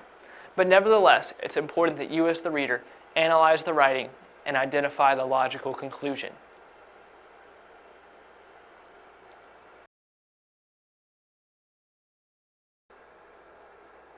An inference is a piece of information that is implied, not stated. So basically, readers are often required to understand text that claims and suggests ideas without stating them directly. So that's why it's important for readers to understand inferences and how they can be drawn out of a passage. So take a look at this example. Mark made more money that week than he had in the previous year.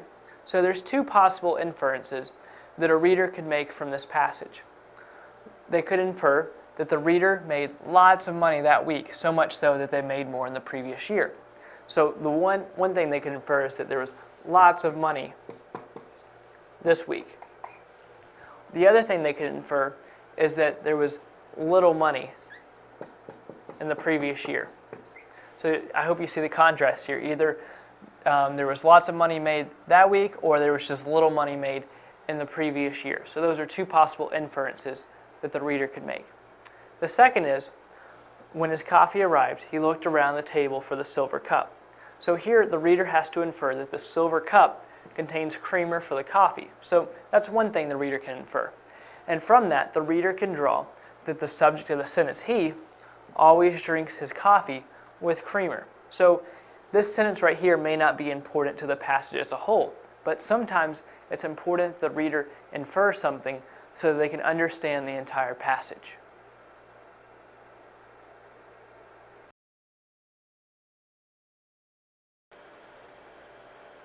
An informative text is a very straightforward piece of writing. Basically, the purpose of an informative text is to educate and enlighten the reader. It's basically to convey information from the writer to the reader. So it's very straightforward because it's not persuasive, and so it pertains more to facts and figures. So first off, an informative text is generally non-fiction because it has no reason to be fiction because it has facts and figures in it, so it's truthful. So that's why it's always non-fiction. It's generally easily comprehensible because the writer wants the reader to understand what the writer is talking about. So they want it to be easily comprehensible to the reader so that the reader can understand everything that's going on. There will also be a clear structure to the paper. Since it's informative, it'll oftentimes have several points or pertain to several things. So many times it'll go from one point to the next, a very clear structure throughout the entire paper. And like we've been saying, it'll have facts and figures in it. And so there won't be really emotional language. It'll be more straightforward. And then also, an informative text generally does not have personal opinions in it because there's no reason to have personal opinions because the writer isn't trying to convince the reader in any way. They're trying to just simply convey information to the reader. So that's why personal opinions are not present and are not needed. So the important thing to remember is that an informative text is meant to educate and enlighten the reader.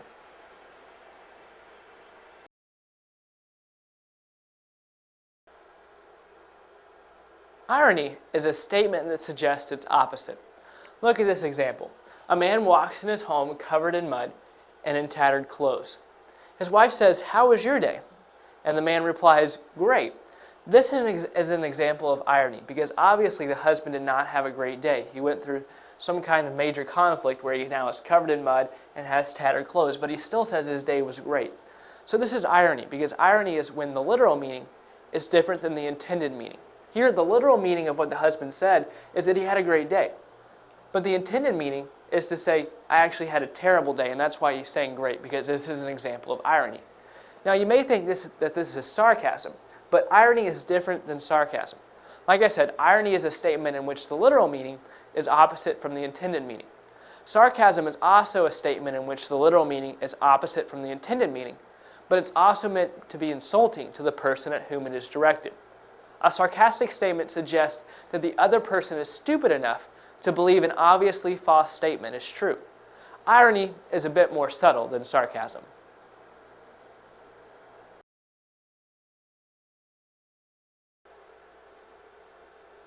A metaphor is a type of figurative language in which the author equates one thing with that of something else. This sentence says, the bird was an arrow arcing through the sky. Now here, the bird wasn't actually an arrow, but instead the author is saying the bird is like an arrow arcing through the sky. This is a way for the author to get to think about the bird in a different way and to equate it with an arrow and an arrow making an arc through the sky. This is a way for the author to describe the bird in more detail without being direct and obvious, because the author could say, the bird swiftly flew through the air and bent through the air, making a big arc. But that's not very interesting. That doesn't evoke emotion on the part of the reader. So instead, in this case, the author chose to use a metaphor, saying the bird was like an arrow arcing through the sky, and because of that, the reader can conclude that the bird must have flown swiftly and then bent through the sky, maybe going up and then coming back down. Now, sometimes authors use metaphors, but they don't directly tell you what they're talking about. Here, we knew that the author was talking about a bird, but look at this sentence. Swaying skeletons reached for the sky and groaned as the wind blew through them. Here, we don't know exactly what the author is talking about, but we can infer that the author is talking about trees, because it would make sense that trees would sway back and forth, and that maybe at this point it's in the winter and the trees don't have any limbs, so it's just like the skeleton of a tree and it's swaying back and forth.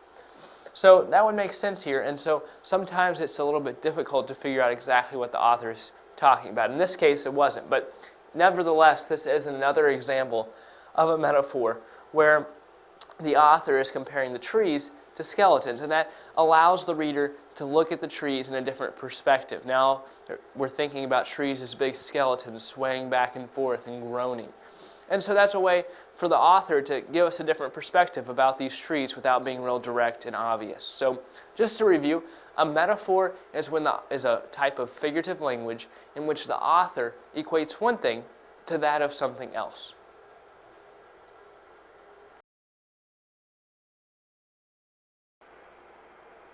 A narrative is basically a piece of writing that is a story. So I'm going to write that up here on the board, because that's important to remember, that a narrative is a story. Now, notice in the word narrative that it kind of sounds like the word narrator or narration. Now, when you think of a narrator, it's generally the person in a play that guides the audience through the story and tells what's going on. So in the same way, a narrative is basically telling the reader a chain of events. So it's a story, and then it can be nonfiction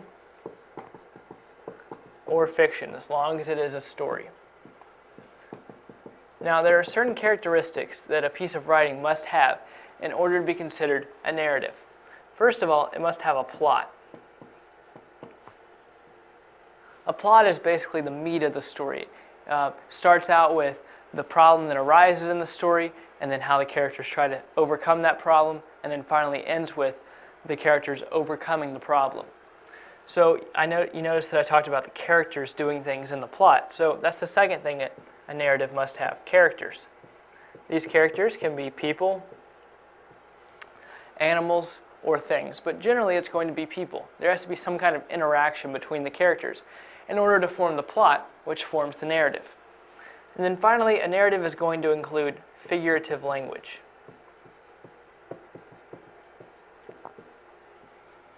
Figurative language is basically something that's not totally true. Like, think of a metaphor, which is a type of figurative language. Like if I were to say, the moon was a frosty snowball.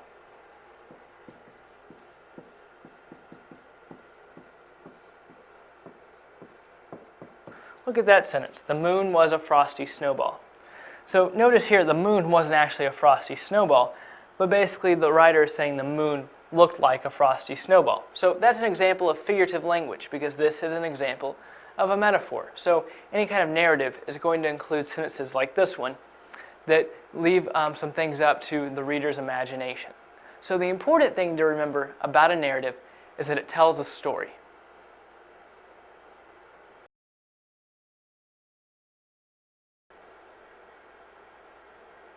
A prediction is a guess about what will happen next. So when a reader actively engages in whatever they are reading, they naturally make predictions about what will happen next. And they base these predictions off of what they have read,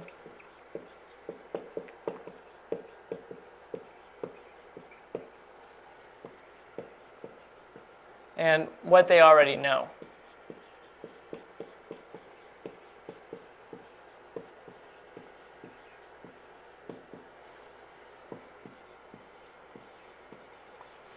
So by taking what they have read and what they already know, a reader can formulate what they think will happen next in the story. So consider this sentence.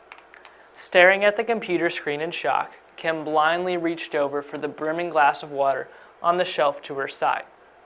So the reader is naturally going to read this and have an idea of what is going to happen next. And the reader will probably notice the word blindly. So Kim is so caught up in what's happening on the computer, she goes for a drink of water, but since she's caught up on what's going on the computer, she reaches over without really looking at the glass of water to grab it. So the reader is going to assume that she's going to knock over the glass of water. Now, that may not be what happens, but still it's a prediction either way. The prediction may come true, and a prediction may not come true. But a reader is naturally going to make predictions about a passage, and making predictions is part of being actively engaged in what the reader is reading.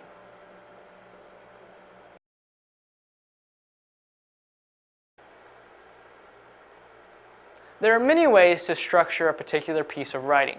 One common way to organize a paper, especially in nonfiction writing, is by presenting a problem and then presenting a solution. So I'm going to write problem here and then draw an arrow to solution. Because that is how the paper or the piece of literature would be structured. First, the author would present the problem and then present the solution. Now, in some cases, the problem may already be well known to the reader. In this case, the writer may talk briefly about the solution, then talk about the problem, and then talk in more depth about the solution. Notice that I wrote solution very small here because that's how the paper would be structured. The writer would briefly talk about the solution, then talk lots about the problem and lots about the solution. In some cases, an author may feel like there are more than one viable solutions. So I'm going to write problem, then draw three arrows to solutions.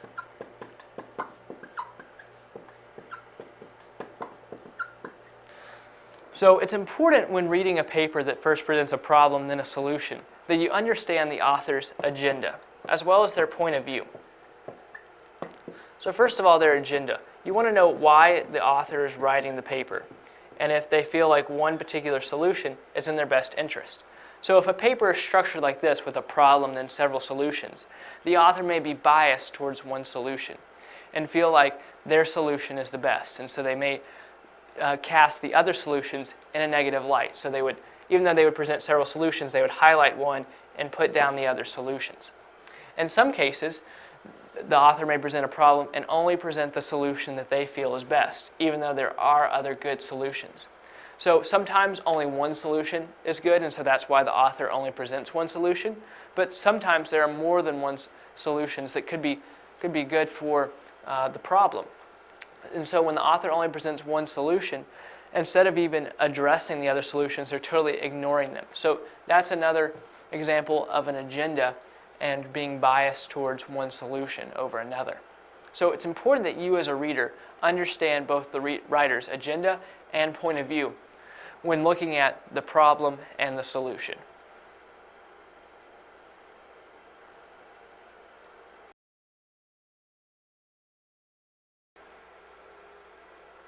A stereotype is basically a bias against a specific group of people or a specific place. So you as a reader need to be attentive to when someone is using a stereotype. So like I said, a stereotype is a bias against a specific group or place. And stereotypes are generally a generalization. And a generalization is basically where you look at a specific group of people and you take what is true for some of the people and apply it to everyone. Like, take for example, if I said everyone in Nebraska is a corn farmer. Now, there are many corn farmers in Nebraska, but not everyone there is a corn farmer. So I took what was true for a few people and applied it to everyone in Nebraska. So that's a mild case of a stereotype, because most stereotypes are negative. You may have heard some negative stereotypes towards specific cultures, ethnicities, and religions. So anytime you as a reader notice a stereotype, recognize that means the author is ignorant and not curious. In other words, they may not be willing to look into the details. They see something that they think is true, and so then they state it as fact.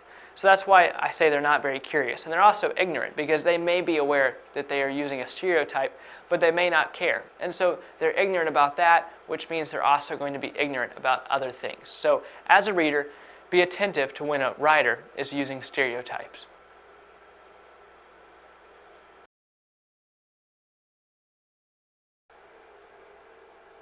Supporting details are very important parts of a paper. It can be said that the topic and main idea of a paper is the most important part. But without supporting details, main ideas and topics are irrelevant. So basically, supporting details reinforce a larger point. So a writer will make a point which may take the form of a topic or a main idea of a paper. So the writer makes that point, and then the writer backs up their point with supporting details. And these details are most often found in informative and persuasive text. And this makes sense, because if the writer is telling you about something, each main point they make, they're also going to need to back up with more points so that the reader can be sure that they are being told accurate information. Then also in a persuasive text, if the writer is trying to get the reader to do something or to think a certain way, the writer can't just make a bunch of points. They're going to have to back up those points so that the reader will indeed think that way or take that action that the writer wants them to take. And supporting details are often easy to spot, because the writer will let you know that those details are coming. A lot of times they'll make a main point and then they'll say something like first, and they'll make us give a supporting detail and second, and give another supporting detail, and then say finally, and then give the third supporting detail. Or they might say something like for example or for instance, and that would tip you off that the next supporting detail is coming along. Supporting details need to be two things. They need to be both factual and relevant. Because if something is totally accurate and factual, but it's not relevant to the main idea, then it's no good. The supporting detail needs to be accurate and needs to relate back to the main idea. And if a supporting detail is very relevant, if it pertains to the main idea, but is not accurate, then again, it's no good, because what good is information that is not true? So the important thing to remember with supporting details is that basically their job is to reinforce a larger point, and they can be most often found in informative and persuasive text. They're often easy to spot because they're preceded by words like first, second, finally, or for instance, or for example. And the most important thing for details to be is both factual and relevant.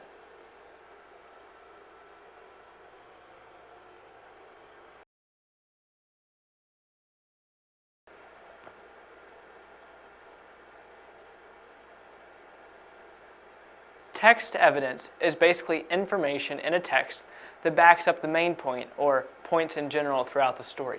So I want to write up some main points up here about text evidence. So like I said, it supports. The things it supports are the main point or the points throughout the story. So anytime an author makes a claim about something, it's important that they have text evidence. because when they just make a claim, it's not very credible. And so they add text evidence to it to back up that claim, maybe give a statistic or tell something else to back up the main point or points throughout the story. And text evidence also helps the reader draw a conclusion, or it leads to the conclusion throughout the story. So it's important that text evidence is three things: precise, descriptive, and factual. Remember I said that text evidence supports the main point or points in a story. Well, generally a main point and points throughout a piece of writing are going to be very general. They're not going to be very specific. So since these things are very general, it's important that there are some specifics in the paper. So that's why the text evidence needs to be precise. That way your paper isn't vague, or the writer's paper isn't vague. It's also important that this text evidence is descriptive, because again, main points and points are vague, so it's important to have something very descriptive. And it's also important that they're factual, because since the text evidence is backing up or supporting the main points and points, it's important that these facts or this text evidence is factual, so that it's actually credibly backing up the main points and points throughout the story.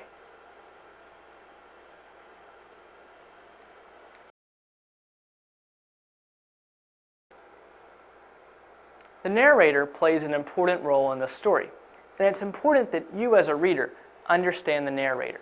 So a narrator can talk in first person or in third person. In first person, the narrator will use pronouns like I and me, because they're talking about things they're experiencing and things they see happening. And in this case, the narrator will actually be a character in the story, so it's important to understand which character they are playing.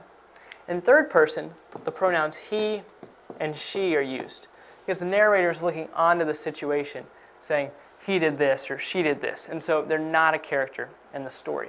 So that's one thing you need to understand about the narrator. The second thing is how much does the narrator know?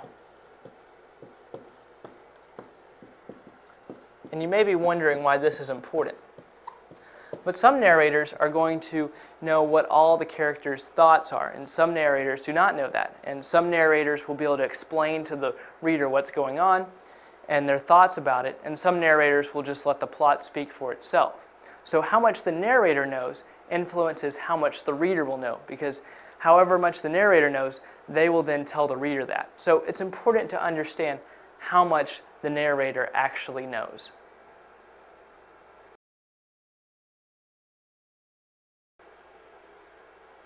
Topics and main ideas are vital parts of a paper. So it's important that you know how to find the topic and main ideas. But first, we need to understand what those are. So a topic is a subject of a text. Basically, it's what the text is about. And the main idea is the most important point being made. So every paper includes a main idea and a topic. And every paragraph also includes a main idea and a topic. So a topic is very general. A topic is not specific at all. It just tells an overview of what the paper or the paragraph is about. So the topic of a paper could just be tennis. That's the subject of the text, or the text is about tennis. But the main idea is more specific. The main idea is like a thesis statement. It's the most important point being made in the paper. So while the topic might be tennis, the main idea would be tennis is a good form of exercise. So generally you can find the topic and main idea in the first sentence of the paper. So it might say something like, tennis is a great form of exercise. So you know there, the topic's tennis and the main idea is exercise. Or this might also be found at the beginning of a paragraph. If the paper is about something different, the paragraph may have its own topic and main idea. So the first sentence of the paragraph might be, tennis is a great form of exercise. And there, boom, you found the topic and the main idea. Some papers are more difficult and some paragraphs are more difficult, and you may have to read each sentence in that paper or paragraph and find the general theme of all those sentences, what those sentences have in common.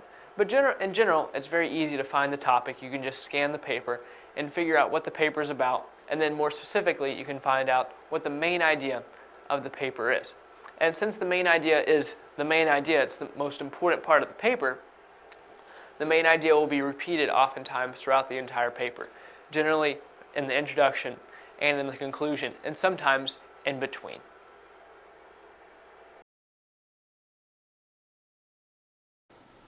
When taking your test, you may come across questions that ask you to find synonyms. Synonyms are words that have similar meaning. They don't always have the exact same meaning because there are nuances or little differences between words that may have overlap in their meanings. And so as you're looking at the word and you're looking at the options below, one of the test-taking strategies that you may find helpful is to go through the choices that you have and immediately eliminate those that you know cannot be the possible answer. And that narrows the scope down until you get closer to the actual meaning. Now, obviously, if you know the answer, you always go with what you know. But if you're uncertain as to what the correct answer is, then this little strategy can be helpful. You're not looking for a perfect synonym. You're looking for something that is a close synonym, something that has a similar meaning, an overlap in meaning, even if there's some slight nuances or little differences between the words. And so I've got an example on the board. We're going to go over this just to try to illustrate this briefly.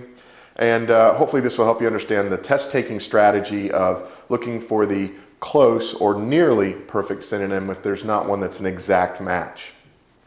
So we have the word coward, and we're looking for a word with similar meaning to coward. And here are our choices then below. First one, gutless. Second one, bore. Third one, judge. And the fourth one, brave. Now, as you're looking at the word coward and you're looking at the choices, we can automatically eliminate one because it's not a synonym, it's an antonym. It's something with the exact opposite meaning. So, brave can be ruled out automatically. We know someone who is a coward is not brave. So you've got three choices left now. You think of the word coward. Pretty sure it's not the word judge.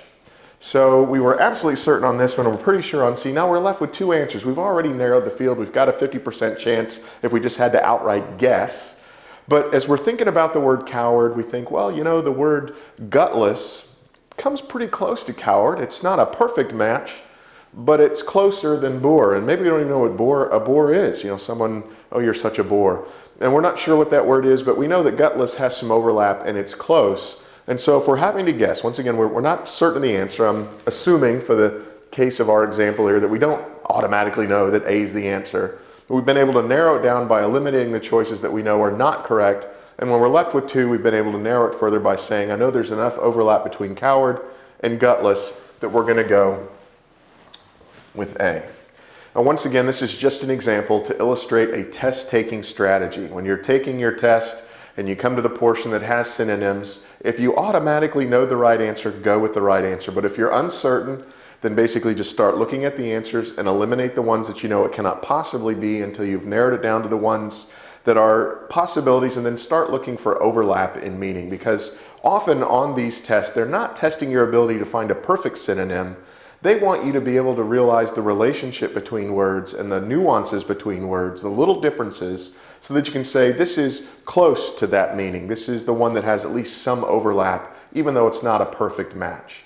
So we're looking for nearly perfect synonyms, not the perfect synonym when we take these tests. That's part of what the testers are trying to gauge. Do you understand the subtle differences between words, not just the one that's a perfect match as in a definition? Anyway, I hope this has been helpful for you as you take your test to think through synonyms and looking for the one that's closest or has some overlap in meaning, not the perfect match, but a close match, and the strategy of eliminating answers that you know cannot possibly be the right one. If you'd like to learn more about this and other related matters, beneath this video you'll find a link. If you'll click on it, it'll take you to a website with that information. And while you're at that website, you'll also find a link to an ebook that's ready for immediate download.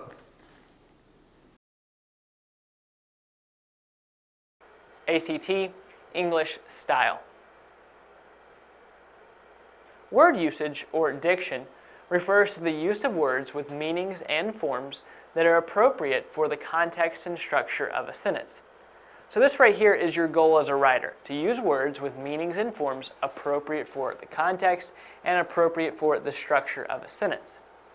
Now, a common error in word usage occurs when a word's meaning does not fit the context of the sentence. This sentence right here says, Susie likes chips better than candy. Now, the appropriate word here is than, not then. Then is an inappropriate word for the context of the sentence. So it makes more sense to say Susie likes chips better than candy, because than is used in comparisons while then is used in more of a chronological sense, like I went to the store, then I ate lunch. Another example would be the cat licked its coat. The correct form is the cat licked its coat. Now, its and its are homonyms, which are words that sound the same but have different meanings. And you may be thinking anytime a word is possessive, shouldn't it have an apostrophe? Which generally that is the case, and here its should be possessive. But with the case of the word its, you only use an apostrophe when you're talking about the contraction. So right here, the sentence is saying the cat licked it is cold. So that doesn't make sense, so obviously you're not supposed to use the apostrophe. Now, I just mentioned homonyms, and errors in word usage frequently occur with homonyms, which again are words that sound alike but have different meanings. So some examples of homonyms are it's and its, effect and effect, and there, and there.